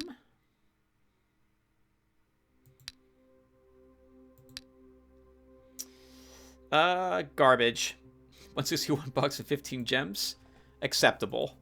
More importantly, that leveled you. You know what? We don't have to go back home now, after all. We can just march you forward after all. And Lotaeri, you can get another Walking Dead spell cast. A zombie rises from a fresh grave and joins the hero's party. Level 13, this one. Looks like we're getting what we wanted anyway, Dorkable, even if I did like skeletons better, normally. I like speed, but we're getting zombies, and they're good tanks. I just so happen to throw my Skeletons of Doom up front, because they're good tanks, too.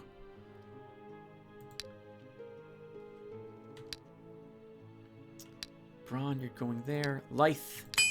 Why did I do that? We should have sold that first. I really should be paying attention to that, because often these weapons require iron, and I'm wasting a lot of cash now repairing them by accident. I gotta get better at stopping myself from doing that. Let's sell these cloth bracers and pick up some leather bracers. And then we pick up a new...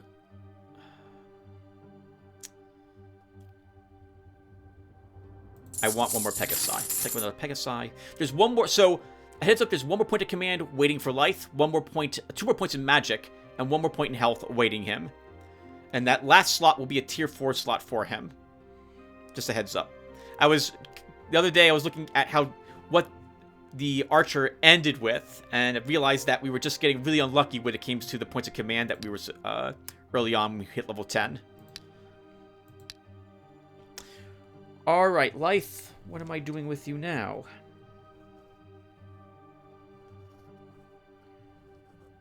I have the Rejuvenating Thicket marked out for you to kill those Necromancers and Minotaurs now. So down here you go. You know, with Diplomacy 3, I bet we can get the Magical Forest to join us. No, let's do a little more fighting first.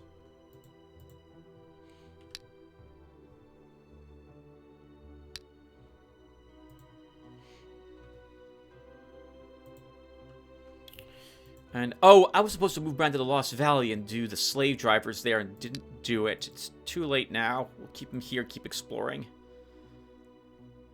Okay, we should build buildings. So, you know, I should have built crystal pits in these, not taverns. It's too late for that. Well, it's not too late, but... those towers are a little bit longer. What's around here? Empty Hills is annoying. Let's put a pub here. You know, maybe I should just explore these lands and see if I can find the resources so I can figure out how difficult the battles will be to take them. Yeah, let's do that. Brand, you're moving over here and exploring this province instead.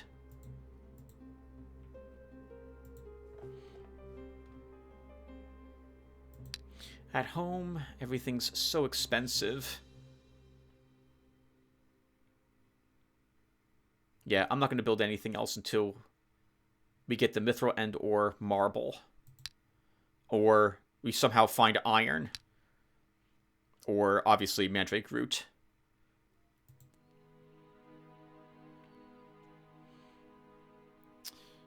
Alright, Lithe, in you go to fight the... Let's fight the Necromancers to start.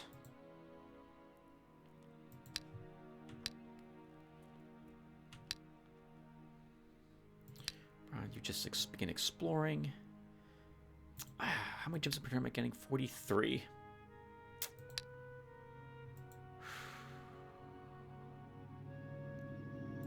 It was a mistake to build the taverns and what have you. Let's destroy them.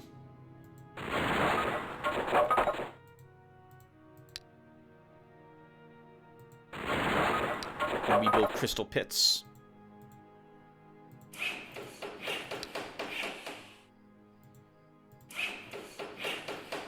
We need those gems. Yeah, good. Back up to 49. Oh, wow. This province didn't start with any gems originally. Now it's at +3. Very good. Oh, and this place has to grow, apparently. We just arrived here, began exploring for this one. Okay. Oh, this province is... Okay, we gotta begin exploring my lands to help them grow. And we need them to grow because we need more gems. Well, let's save them till later. Now explore 12% of the land in Great Rock Sides. Amazing work, Braun. Here, Lithe approaches a fairly strong, relatively new and well-protected tower. The inhabitants of the tower have noticed him and preparing for battle. 8 enemies. Necromancer, Skeleton, Bone Spearman, Zombie, and a Ghoul. We can win this battle.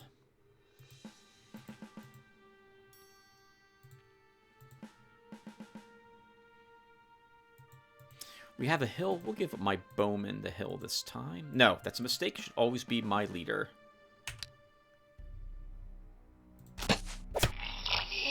Just get that out of the way. Okay, so... going to be a bit tricky to hit them based upon how they're lined up together.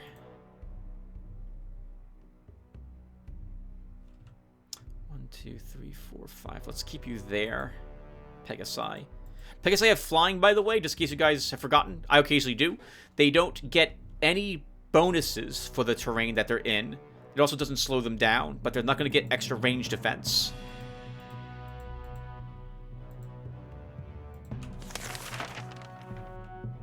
Viper, where are you?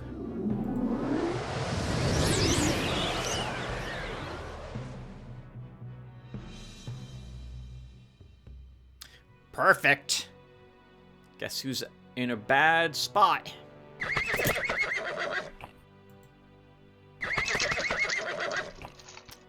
Two movement but terrain knowledge on this guy. Interesting. Very interesting. Nothing I care about because he's dead, but interesting. No other medals.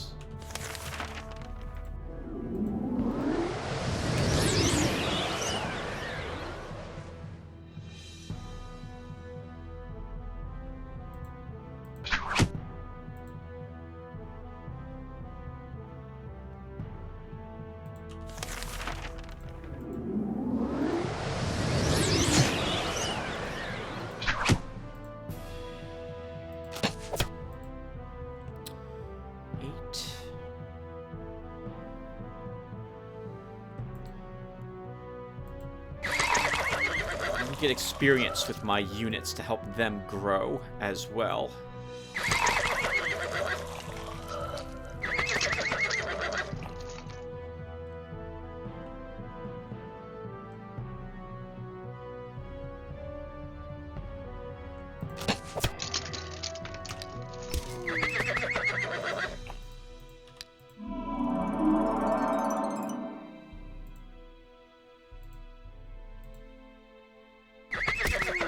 Hoping we kill him with that. Oh, you're running low on stamina. That's why that did not happen.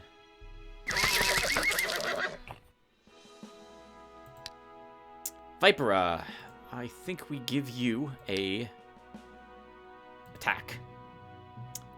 Our brand new Pegasi get counterattack. Gloves of Illusion, plus 2 hit points, plus 1 resistance. That's not so bad. I'll think about it. All right, Lotaeri, you're here for the Undead. Exploring. Lythe, you're here for the Minotaurs. Let's see how badly this is going to go for us.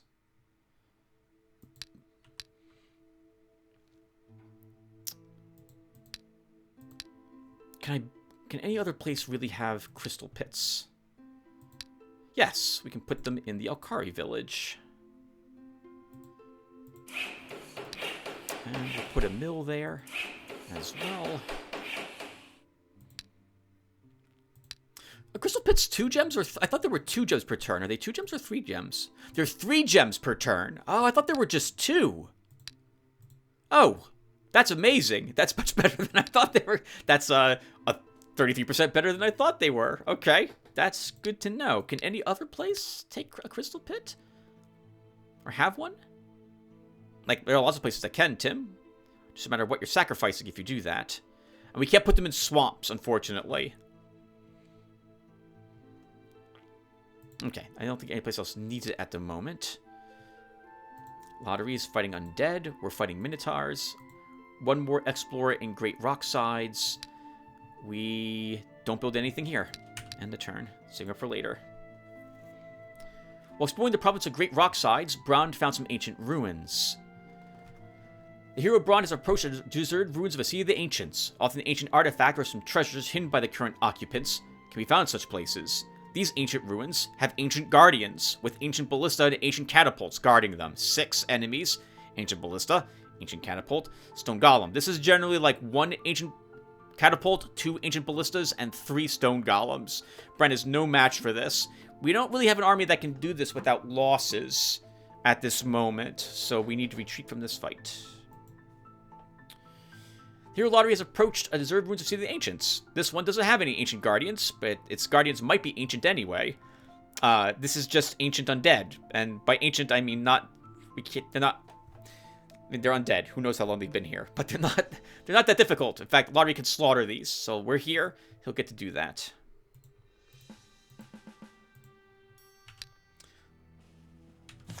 We can just use shocks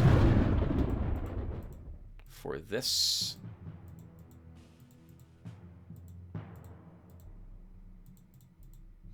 I keep misclicking. It doesn't matter in the end. We're going to win this without too much difficulty. Assuming I play it smart, of course. Spines, you do not have round attack. That would be Udaloop C, who's got it.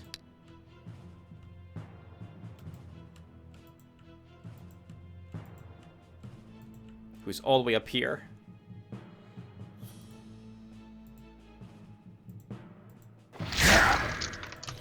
Let's give you some armor.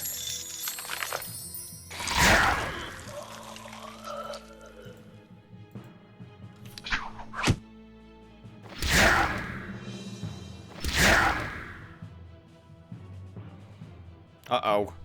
The fact that you guys didn't attack means that you're not strong enough to kill me.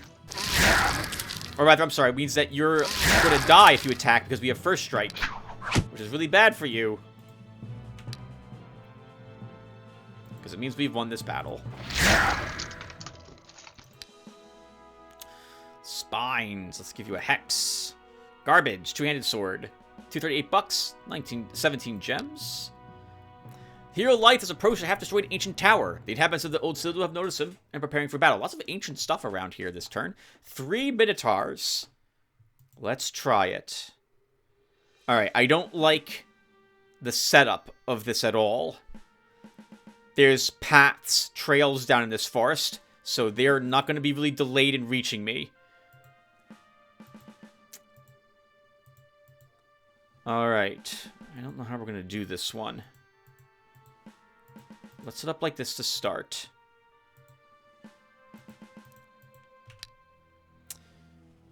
Okay. 2 resistance on them.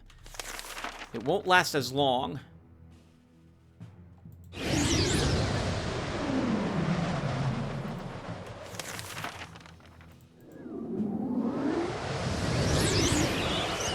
So we'll need to be careful.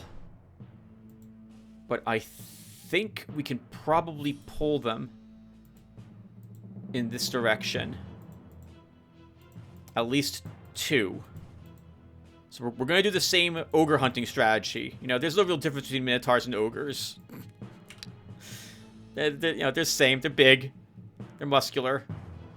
They don't like people bothering them.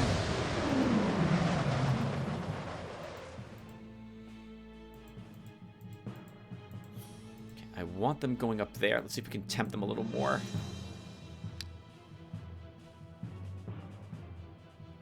Okay, so we need to start killing them. Ooh, they have less hit points, though. They have less hit points than ogres have.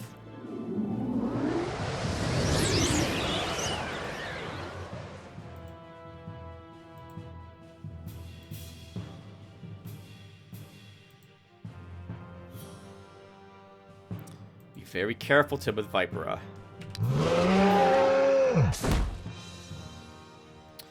Hello, Minotaur. You really want me, don't you? Or life, that is. But I can stand here, and assuming Double Shot does the same rough damage that it did last time, we can kill you. We'd hit you, actually, apparently. Oh, no. Sif, you can do it.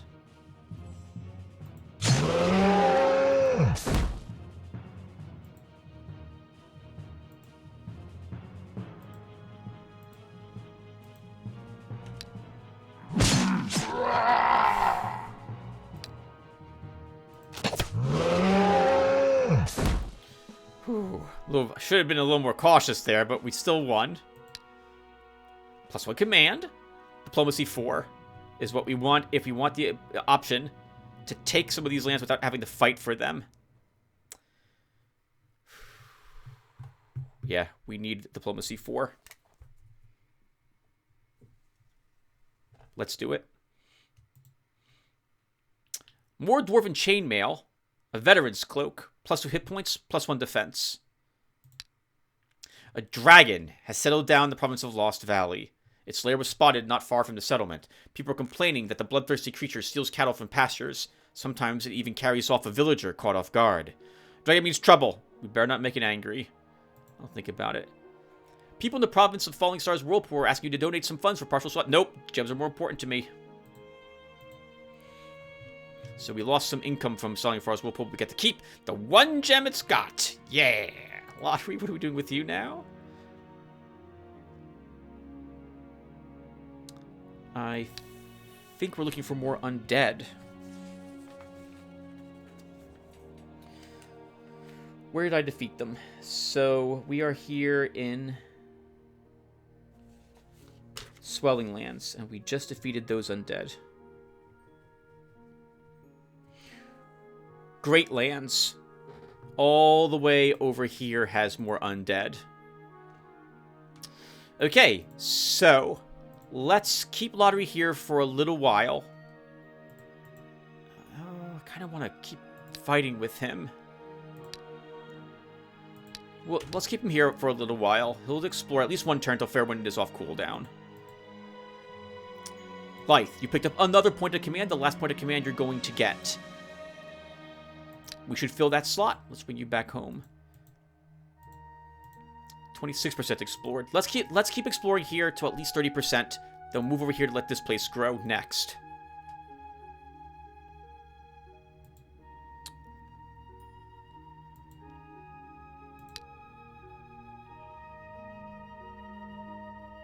I want like 1 more gem pit.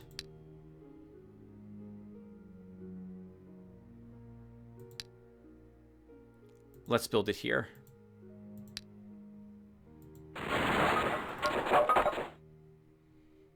Oh, sorry, crystal pit.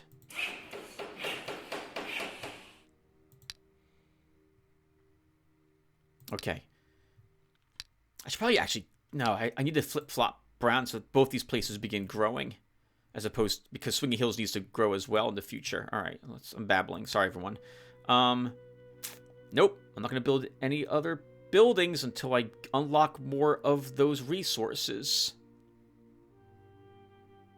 Actually, Tim, no. You should totally build some more stuff. Build the War School. Build the War School. It's more experience for units you hire, and that will be useful with what you're about to hire for Lythe.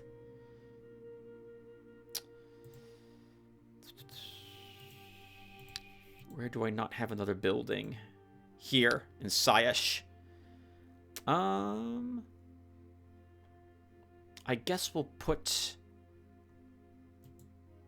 The library doesn't give me any more gems. Let's put a storehouse down here then. Keep working on our gold income in other provinces. 7% explored. 6% explored. Your spies report that lightning has struck a boulder in the province of Swamp of Tears, causing it to split in two and reveal a small gold vein. Set up a gold mining operation. Your subjects have worked the whole boulder and mined 171 gold. Reward them for their good work. There's an influx of traders in the province of Sayash, and massive sales are coming. According to tradition, much of the trade income makes its way to the treasury eventually in the form of bribes and presents.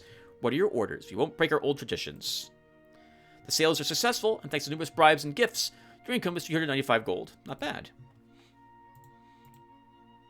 Alright, Brian, you're going to explore... No, this is 30%. 33%. Let's send you over here now. Lottery, let's keep you here one more turn. Try to get that place to 30%. Life, you're home. So, I don't need the Dwarven... Oh, well...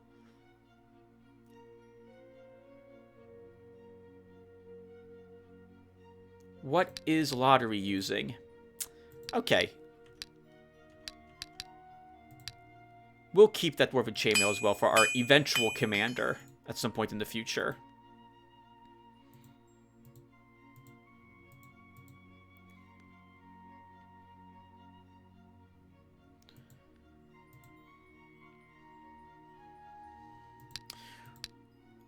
What are we hiring for the fourth slot? I feel like we just keep going straight Pegasi at this point. So you don't really have anything else to mix it up with. We could build the Bone Idol. We're not going to have Mandrake or Iron anytime soon. Let's do it. We'll build the Bone Idol. For tier 2 Lizardman after all. And yeah, he's almost 100 gems to hire a single Whisperer. That's not happening. Oh, good God. Bog Warriors require 2 iron. I didn't notice that. We're going to buy one of them. That will be the only one we're probably ever purchasing on this shard. Good God. So freaking expensive. Oh.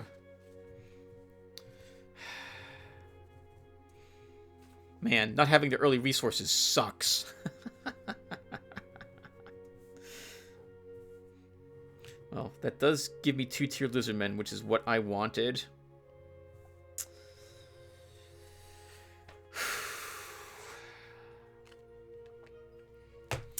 Alright, Lyth.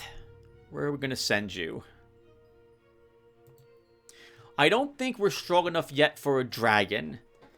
At the very least, before we fight it, my whole army would need to be left off in our domain here. Which we could practically do.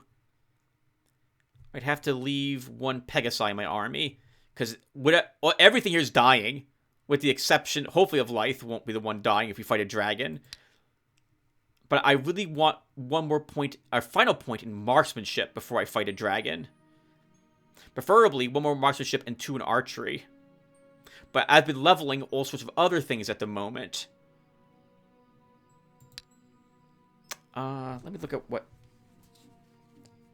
is around here. So I completed everything I wanted to complete with Lyth in this video after all. Just a little delayed. There's a witch circle in Greatlands and 1 in Saisha. What's over here in Greatlands? Necromancer, Shaman, Witch Doctor, Sorcerer, Warlock. Oh, God.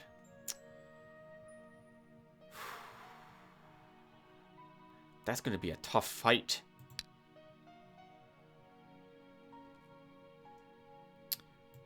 There's one down here.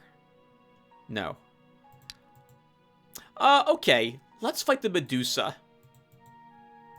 Let's see how many Medusa are guarding here. We'll end up in Swamp of Tears. Oh, there's nothing there for me to fight, though. It's a shame I can't do something like set a waypoint to say go here and then here, come around this way. Because I would want to end up in Greatlands instead of Swamp of Tears, but that's not going to happen.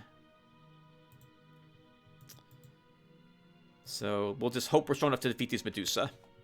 This was surprising. I am honestly very surprised there were so few ogres defending these lands. I'm very glad that we were able to take these. Hopefully it will. Hopefully that will continue, and this will be easier than I thought it was going to be. We have any room for any other buildings? We will build a mall here. We'll put a mall here.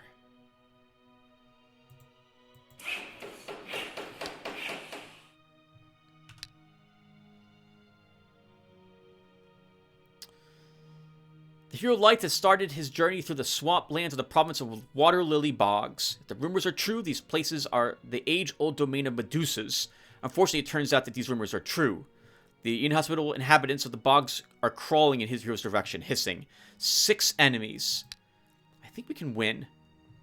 We might lose a few units, though, but I think we can win. Let's do it. We have no hills on our side. That's a bit awkward. They're going to put something on this hill, and we're going to kill it, whatever it is. Let's start. Darn it. This is the thing I really want to kill right away. So I need to be here to do that, I think, right? If I'm here, my range is 6. 1, 2, 3, 4, 5, 6. I can't kill it with a single shot. So, we're not going to even bother taking that shot then. We're just going to have our morale reduced greatly. Let's start killing them.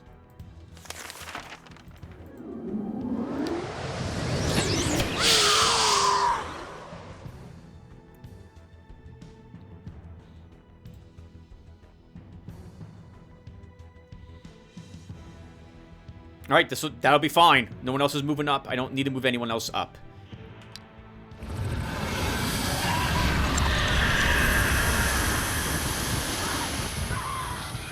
Oh god, Lotaeri, you are...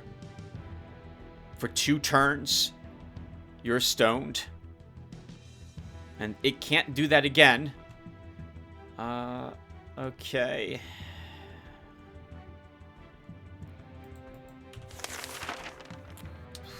Oh, this is so awkward. They do so much damage when they attack.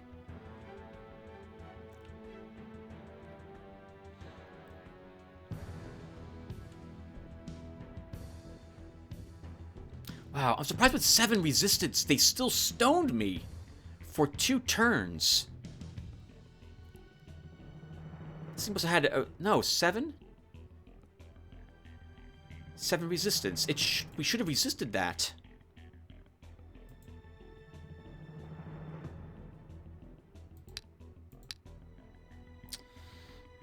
Okay. Well,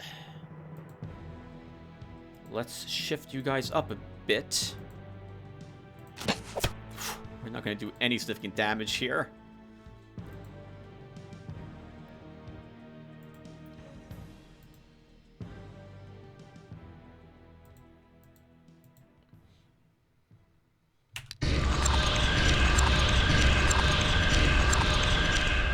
That will be fine. And it's going to have to be. He's out. He's unpetrified next turn. I think we need to start losing Pegasi. That's such a shame. But I don't know how else we're going to do this, because we're going to start losing other units instead.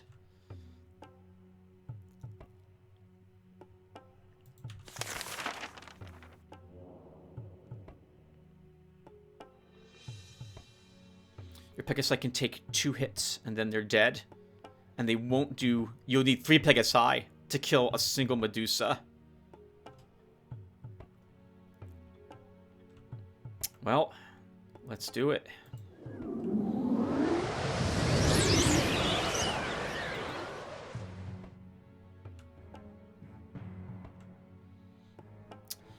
This is such a shame.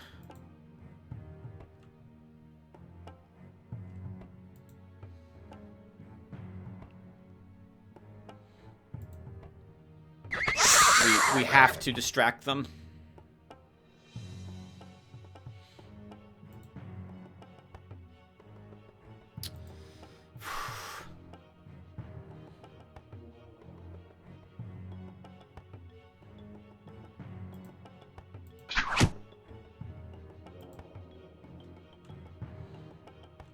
I don't really want to lose you yet. Good God, we're not going to kill these. This was a mistake.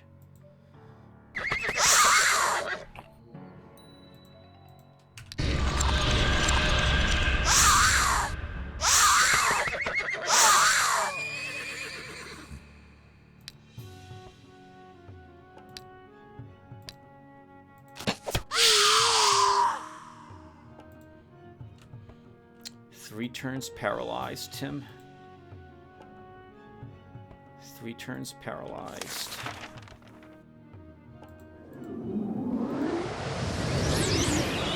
They're just going to move up and repetrify him again. Yeah, this was a mistake. Okay, this is a revert. Darn it. Well, this is absolutely a revert. We've lost this.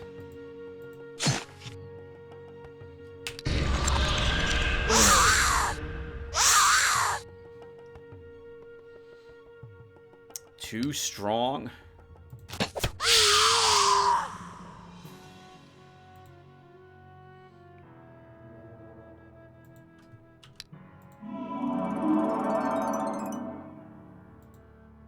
Oh, that was a great way, Tim, to lose Viper to that Medusa without doing anything. That was a fantastic move right there. Yeah, we've lost badly. I don't care. We're gonna revert. Yep, we've lost.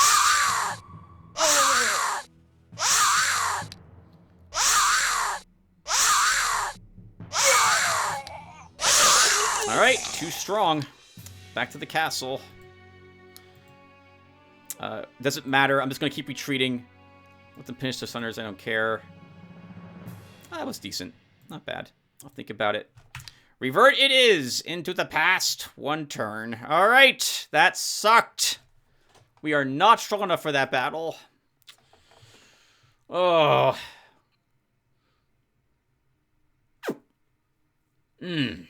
Man.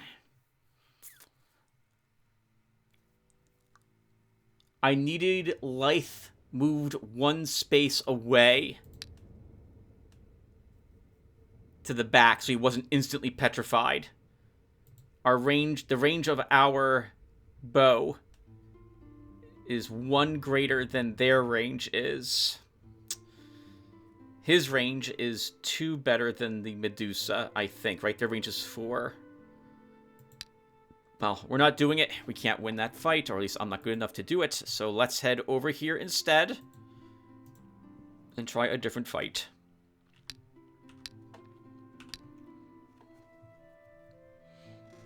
While exploring the province of Swelling Lands, a hero Lotaeri found an abandoned temple. Let's examine it.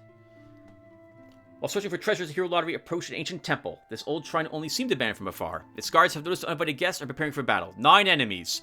Dark Priestess, Blood Butterfly, Slave Driver, Darkness Craver. We don't have the spells for this. I would not want our banish or exorcisms.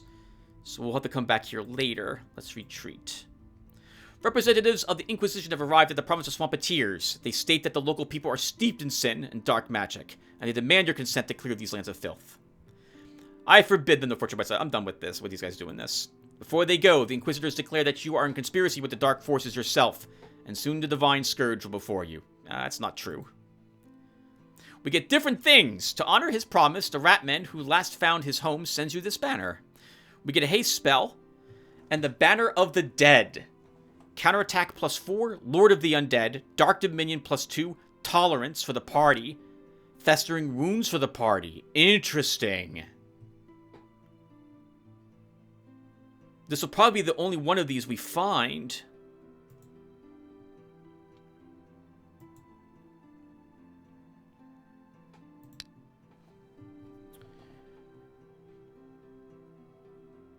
So this makes it sound like we can't heal our army's wounds.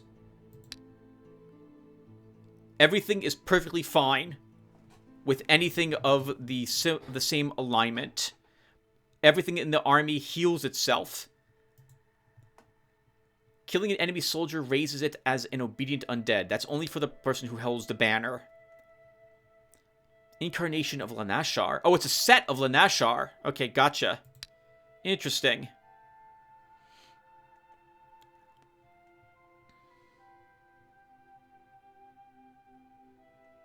Man, the set's amazing.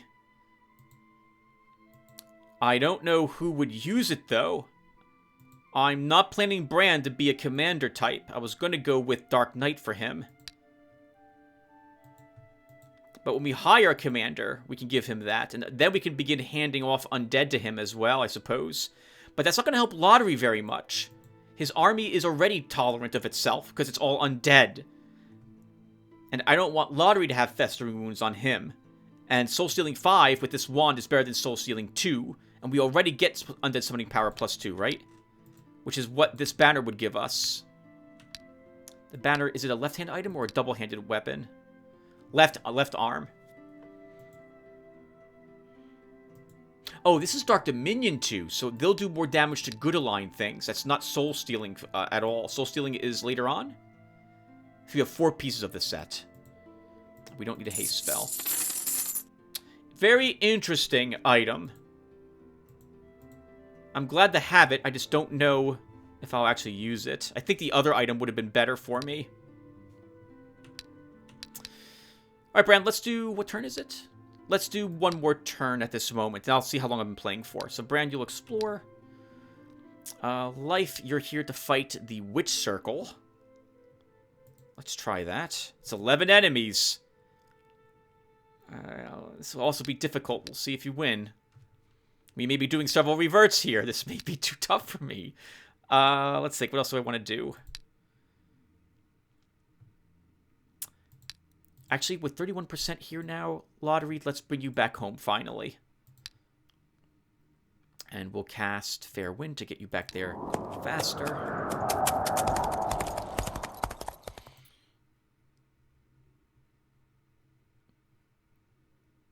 Okay. Oh, we should build buildings if we did not do that already.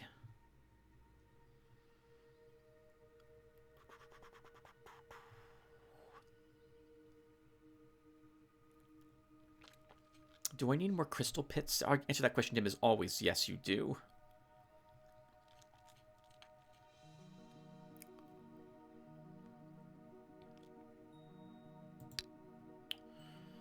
Let's get rid of this granary. We'll build another crystal pit up here.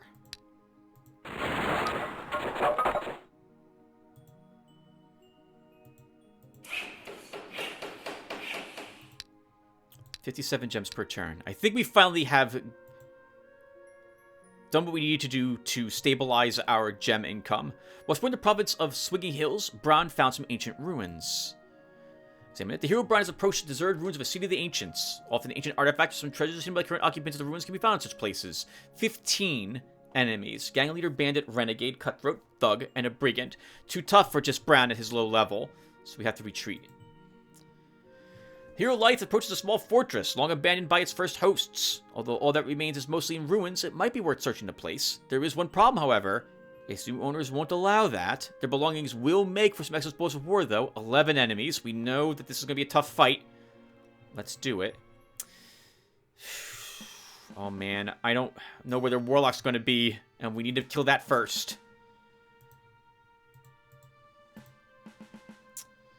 All right. Let's see. Oh, man. He's right on this hill, too. But we have to kill him. So we do 23 points of damage. We ignore 3 points of his range defense. We should...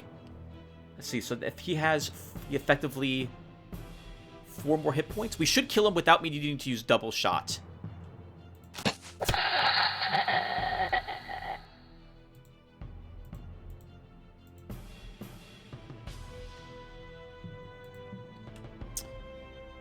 Do I lose one of my Pegasi? I think we do.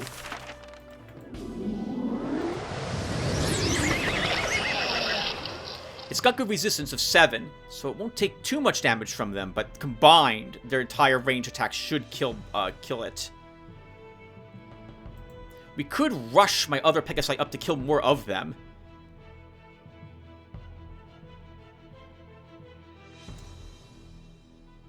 Maybe we do that. We just charge them.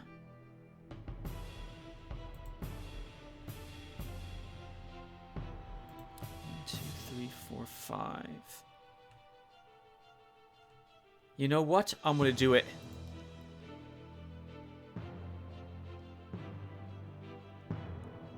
Let's give them something else to worry about.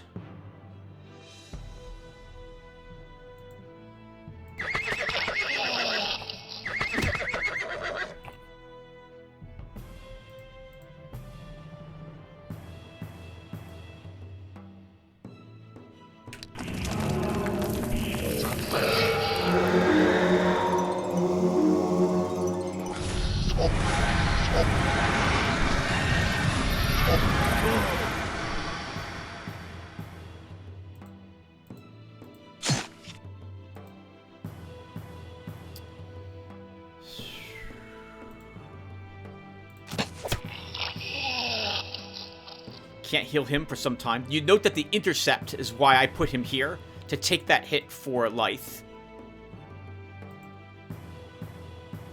I don't necessarily want you dying, but I would love to mop up this Necromancer. So we'll kill him, and then we're gonna run you away, Pegasus.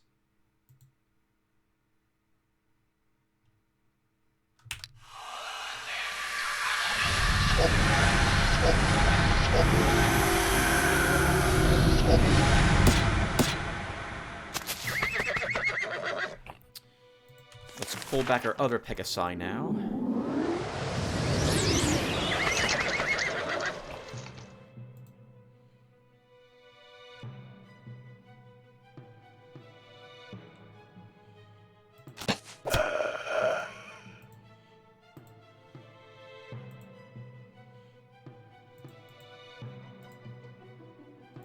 we can begin healing this one.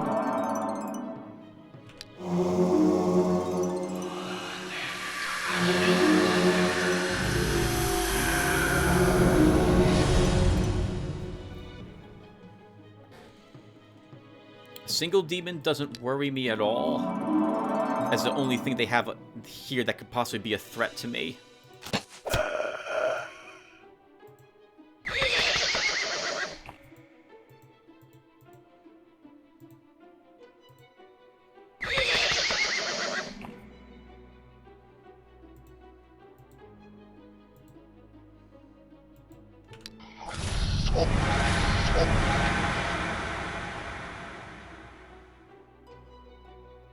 Nice. They have some ammo left. He is out.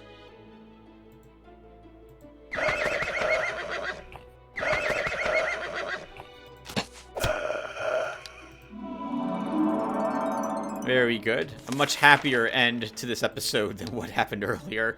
God, that was awful. I really thought we could win that fight. I'm surprised it went so south so quick. The moment Lythe got petrified, I knew it was over. Complete misplay on my part.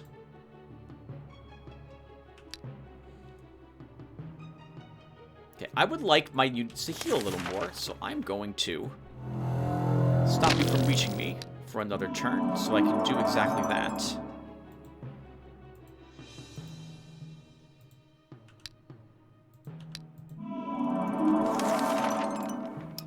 Who has really low morale here?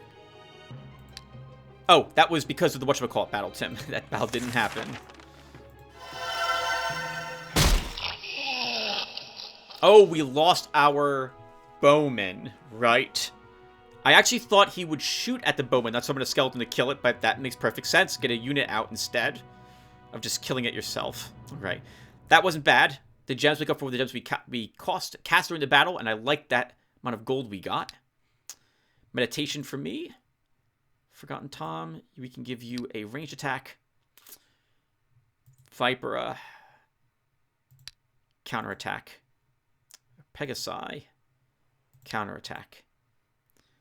Pegasus. Oh, the same thing, Tim.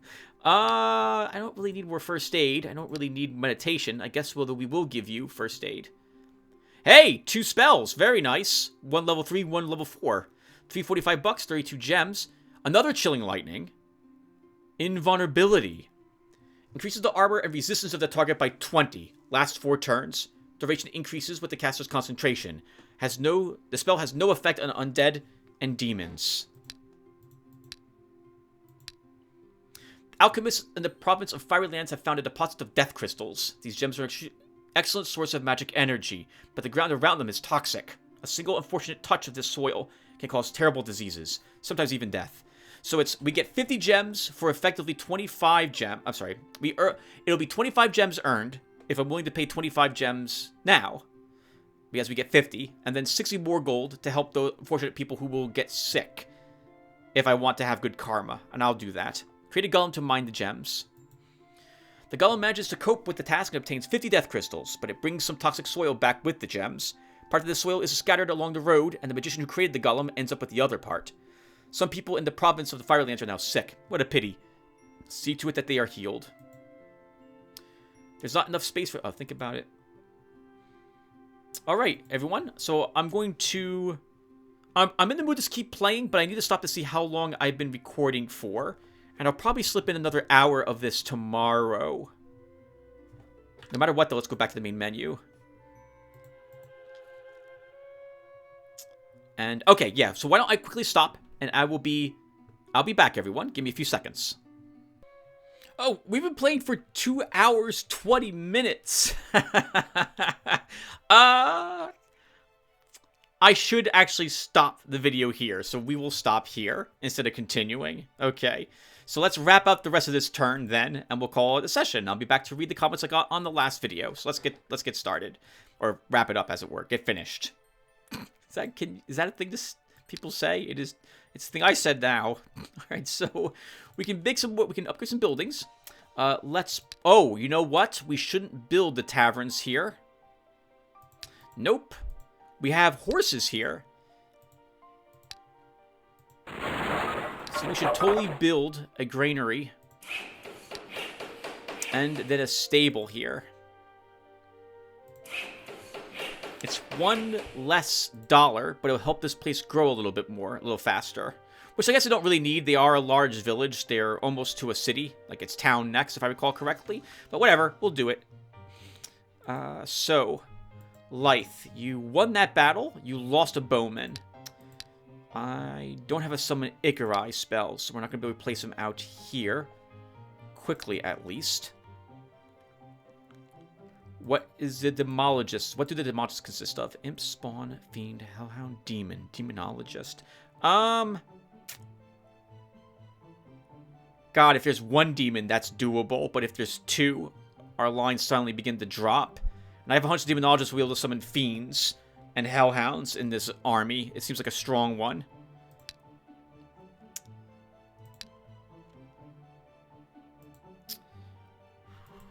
You're a large town? I'm going to destroy the granary here. And apparently that's it, because I forgot that I built 2 buildings. I want to build an outpost here, so I can begin hiring more units, because I think we're going to stay here for a bit. You know what? I think that was actually a mistake. If, depending upon how strong the prince joins you, you may be able, and you let him keep this land. You don't want any resource buildings here. This would be a good place to build a storehouse, a library, and an outpost. Well, not for Lythe. Lythe, it takes 1 round to get back there then, but it takes only 1 round to get back here with him. I don't need I would really like to double back to get another bowman. I feel like that's probably a waste of time. Can I beat the retinue? Depends on how many champions are in it.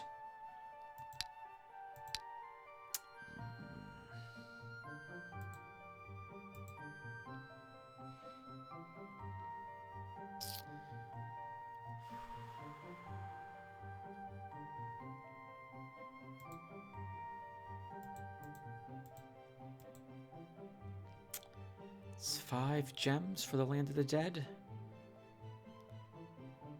Could see how strong it is.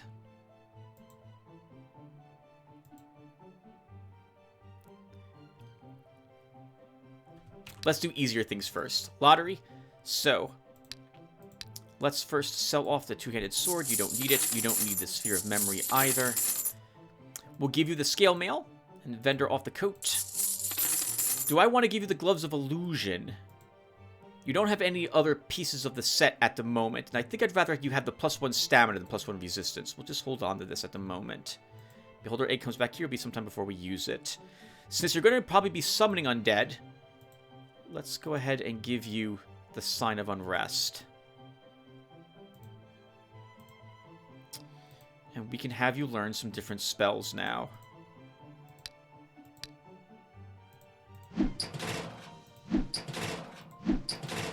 Chilling Lightning is absolutely coming along.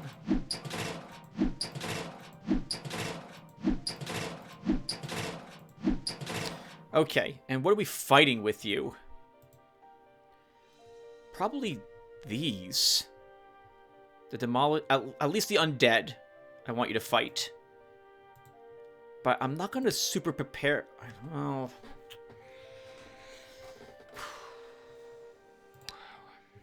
What else is there?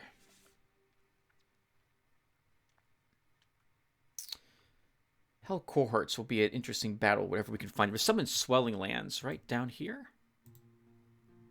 And Dark Druids for more gems, which you need. And Dark Priestesses. You can probably do all of these battles. So let's plan on that then. So that means none of the Light School. So let's give you a Raised Ghoul. Hospitals, by the way, are ghouls to maintain. Can I tell? I can't tell here. We'll give you an Atrophy.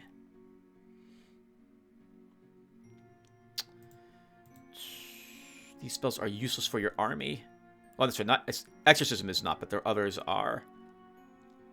Let's hold off on the last one of those. We'll give you a web. We'll give you a magic armor. And at least one of all the other undead spells. With that fear spell that we've got, Terror, it might not be a bad idea to take even more fears to keep, because the original fear is good. That terror spell is going to lower everything's morale by like 13 points, and then fear can drop it like another 8 or 9, and that's practically guaranteed running off the board at that point. So we're going to take at least 1 fear. I feel like I should take some lightnings, too, to take advantage of all that spell power we have, though. Maybe we don't take the burden. This was a mistake. We've never cast it, and you know, the more I think about it, the more I think we're never going to cast it. I don't want to spend the money to convert it into a scroll. It is a very nice spell.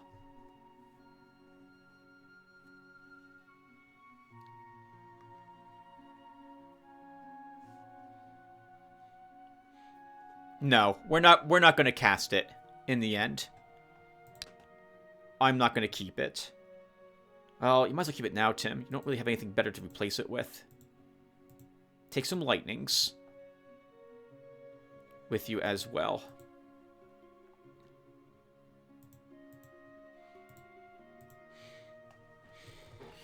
Alright.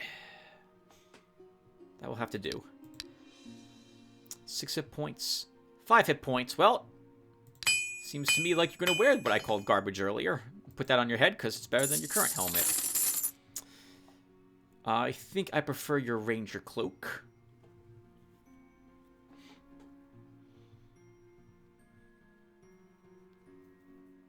This is Tolerance, which doesn't help his party, and Dark Dominion 2, which I don't really need. We're fighting a bunch of evil stuff with him. So this is not going to be handy for Lotaeri. Okay, so we're good with his spell loadout. As for troops, we'll give him a horse archer. And send him right back down here. Bran, you're going to keep exploring this land. I think Bran's job now is to flip-flop between both of these until we figure out where those resources are. And see what's guarding them. Life, now we're back to you again. How is your equipment holding up? Your equipment's in good shape. I don't know if we can do these battles. Let's see how strong the retinue is.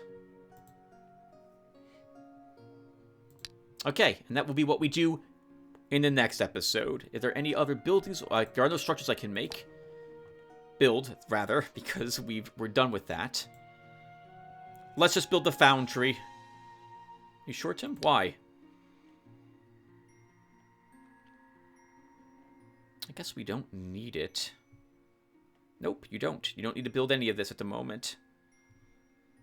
Okay, well then, actually, it should be things with Mandrake, because I'm never going to have Mandrake, or not for some significant time until we find. Either get lucky and find it out there, or someone's willing to trade us with it. So let's build the pool. It's just, I think, 3 extra gold income, and we can hire the Lizard's Guard's guard. Was it necessary, Tim, for you to build that? It wasn't even necessary for you to build it because the other buildings don't require it. Okay, that was a mistake then. Okay, well, that will do. So before we end up this session, let's see what turn it is. It's turn 115. 15 turns. Took us 2.5 hours, basically. Woof. 75 victories is good. 19 provinces are held. 3 heroes are here. 3 rare treasures. We now have a revert of my own doing. I don't mind reverts as long as I'm the one doing it, game. Okay. And 3 quests completed. That's all the alliance quests. We need more swordsmen somewhere for life so we can complete that quest and get a new quest for someone else. I guess we should probably look to completing the Crystal of Power.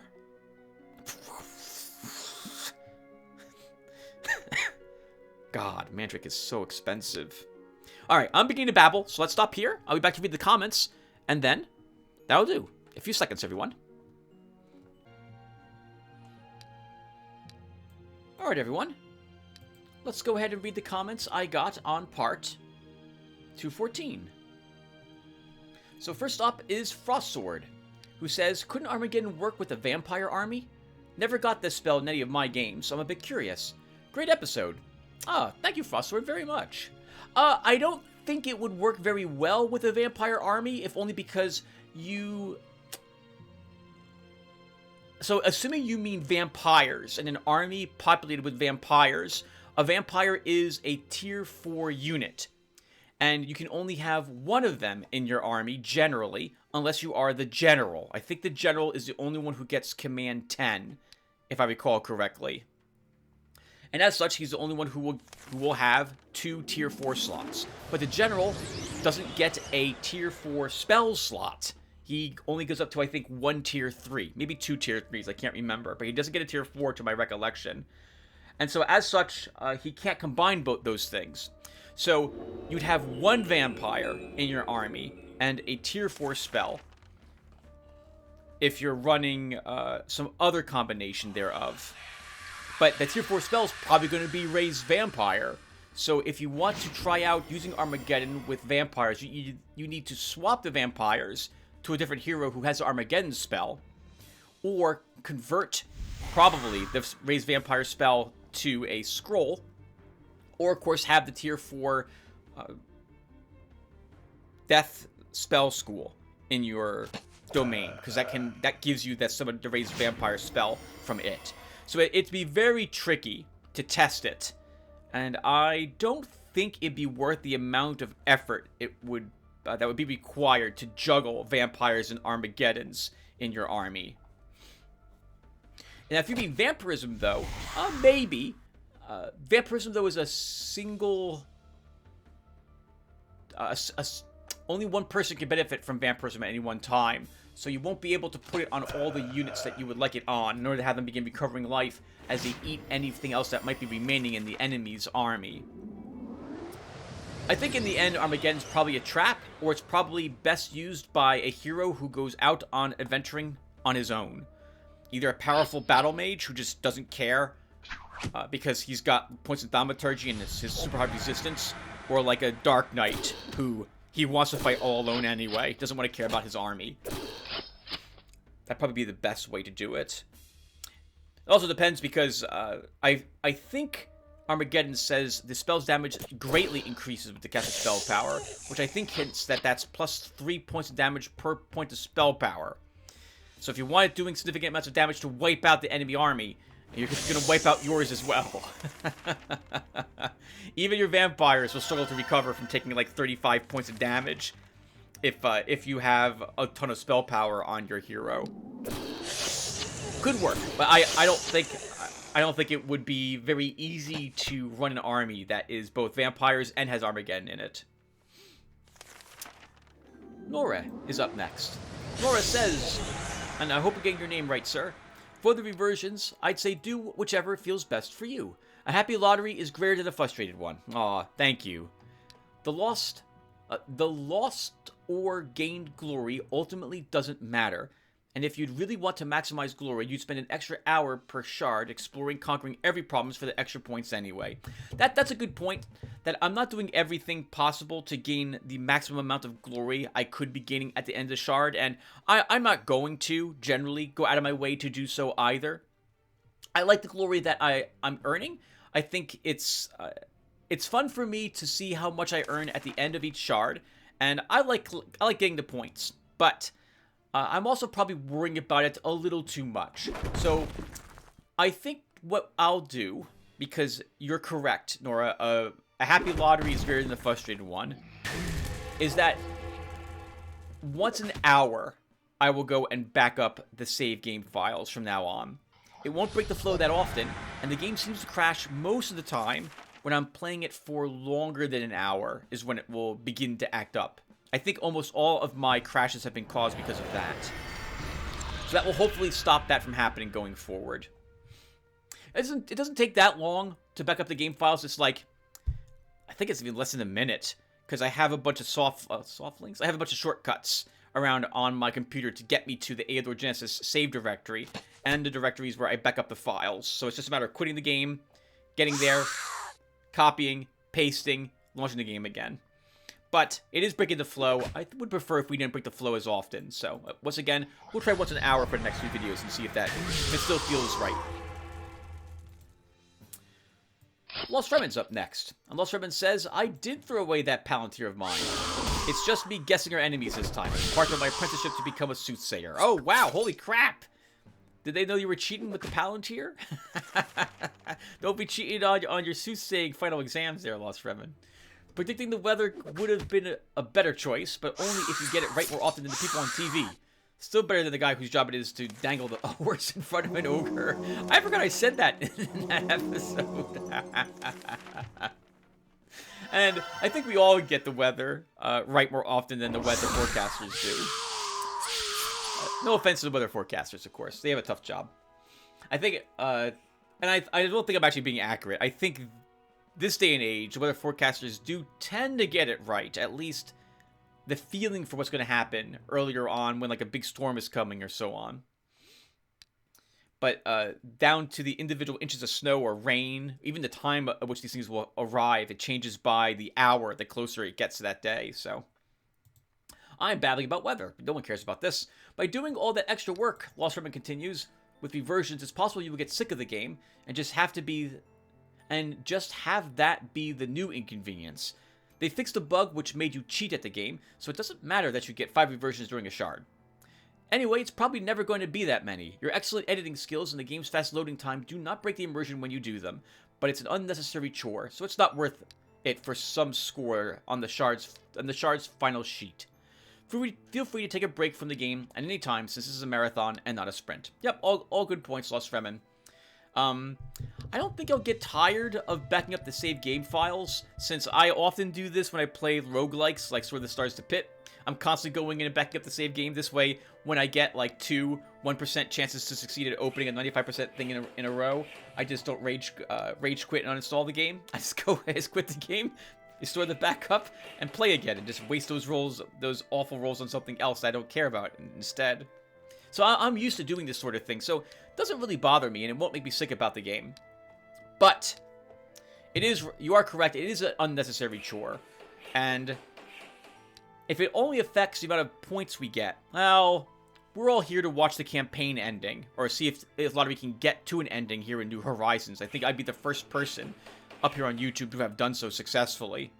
So, yeah, that's a good point, Lost Fremen. Now, one reason why I'm so obsessed with Glory is I thought, and I could be completely wrong, that Czar will make an offer to convert your Glory into astral energy at some point. I thought that was something that happens based on things I had read quite some time ago, but maybe he already did and I decided not to take him up by that offer, or maybe he just doesn't, and I'm wrong with what I thought was going to happen. So that's another reason why you see me trying to hoard some glory in case this thing happens or not. Well, in case the thing happens. I also do like looking at the amount of glory I've gathered. I like it because it lets me compare how well I'm doing with other people who have played this game to see if on this turn, how much glory I have compared to them. And I use that, again, to determine, am I doing well, all things considered, or am I doing poorly? So, but yes, I'm obsessing too much about it, so I will stop doing so going forward. Lost Fremen then finishes with, otherwise, this was a long and fun episode, so thanks, Tim. Whatever happened to that werewolf event, the one where you need to hire a witcher? Since I'm from the land of vampires, can I send you some of our armies? They're pretty charming. I like the fun about vampires being charming, because in 2nd edition, vampires automatically had a charm spell that they would use to get at least one member of the PC, your player character's group, fighting for them, which is always a blast. As for the werewolf event, I did lower the odds that it would occur and the frequency at which it occurs.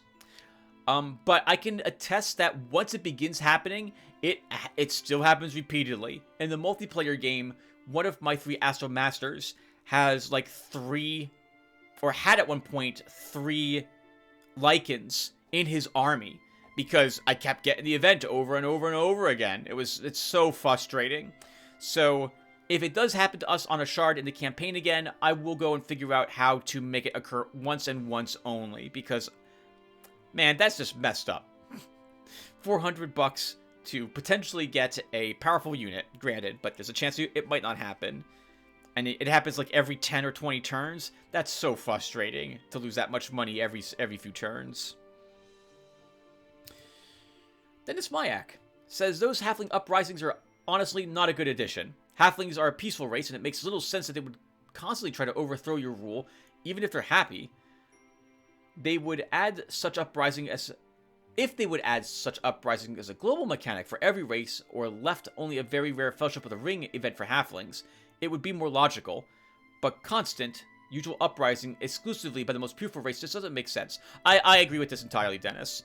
I think what it's supposed to be represented as is that the halflings are so generally incapable of defending themselves that other races are showing up to free them from your tyrannical rule. But I hate that this is always the case for the halflings, and only for the halflings. It should be the case then for most of these other races, right? So, it happens for the Prince's Lands. A few turns after you take it, you are going to be attacked by... At some point in the future, you will be attacked by someone who tries to retake these lands that he had once had. And the halflings will always attempt to do so, roughly like around 12 turns after you took their province originally. It is really annoying that happens, and it does mean, as you saw in this shard, I will drop guards on the halfling provinces after I take them in preparation for this event occurring, because odds are I'm not sticking my hero there for several turns in order to wait it out to deal with that event. Plus, if it is a Fellowship of the Ring and it's turned like 20, you can't beat that on turn 20. Good. Well, you might be able to. Oof. That'd be a tough call. You'd have to do what Dennis, you like doing, which is doing a bit of save scumming to get your hero max leveled, close to level 20 by turn 20, if that's even still possible, and have some good gear to deal with it. But no, that's it's just not worth the effort. Too much of a chore. Dennis Mayak finishes with, you cheering ogres while they were trying to catch Pegasus was a highlight of this video. Great humor and tactics. Thank you, Dennis, very much. Yep, just dangle the flying horse in front of them. And they'll go after it. It's rather thematic, I think.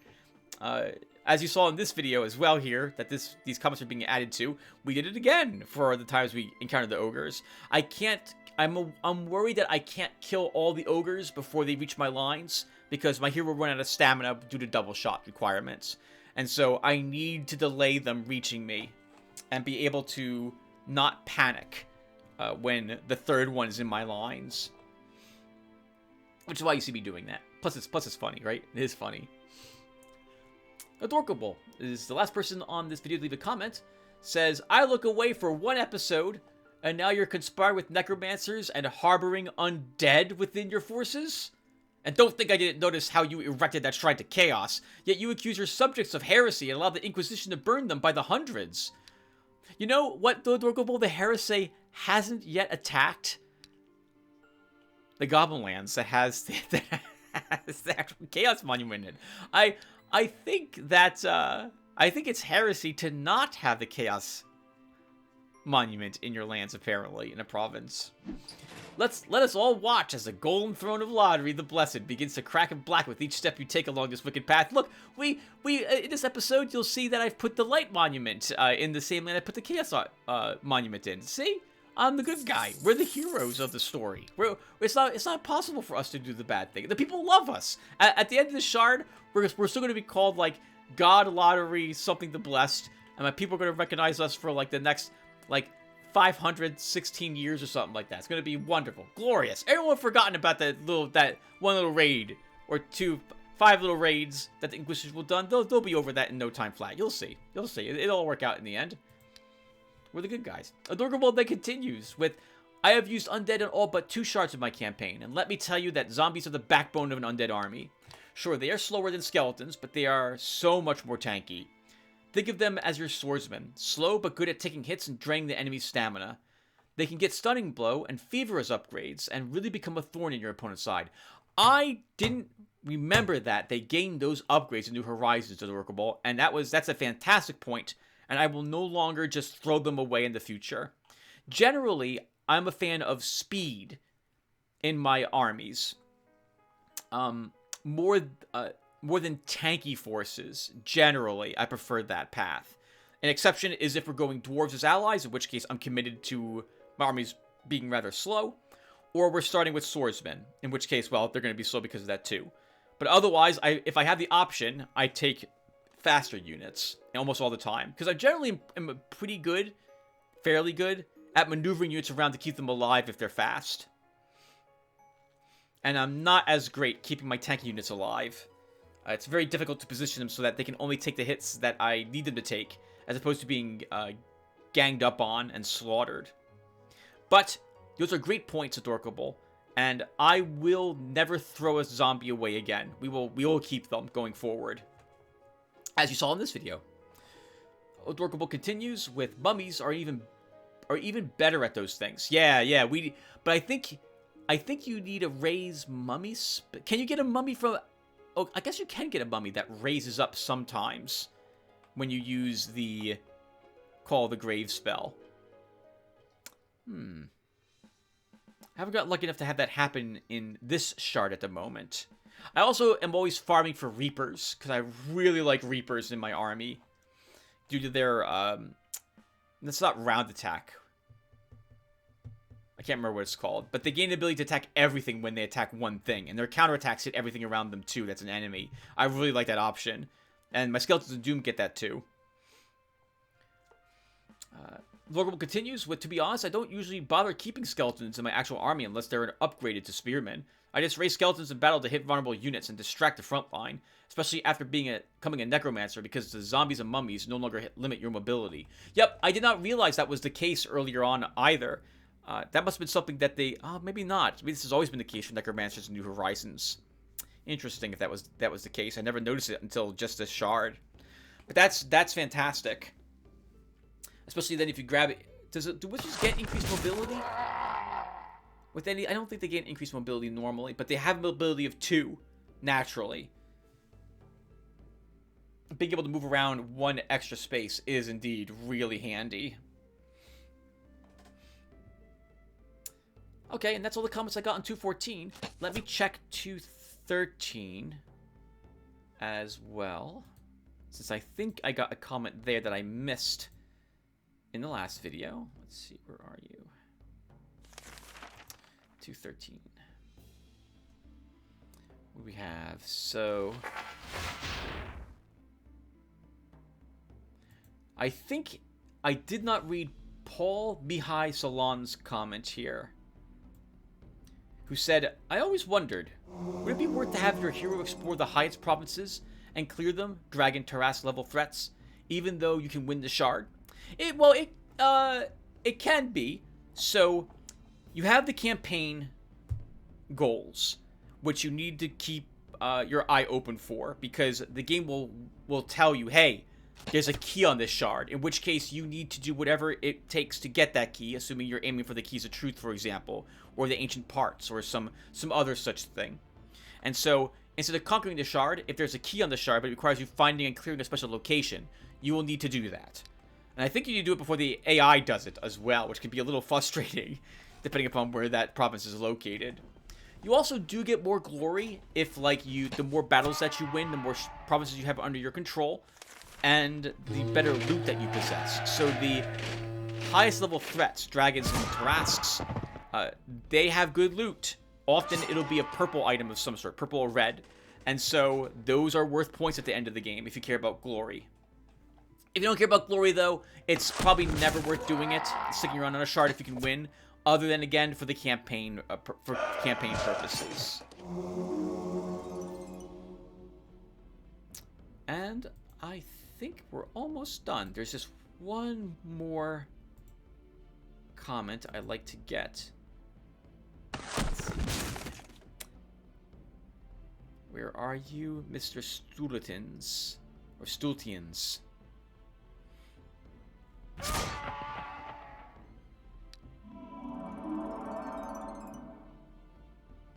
Okay. Mr. Stultins commented on part 176 when I started playing the game again. He says, Lotaeri's back with more Eador Genesis New Horizons content. This is great news, Tim. I see you have a bit of catching up to do.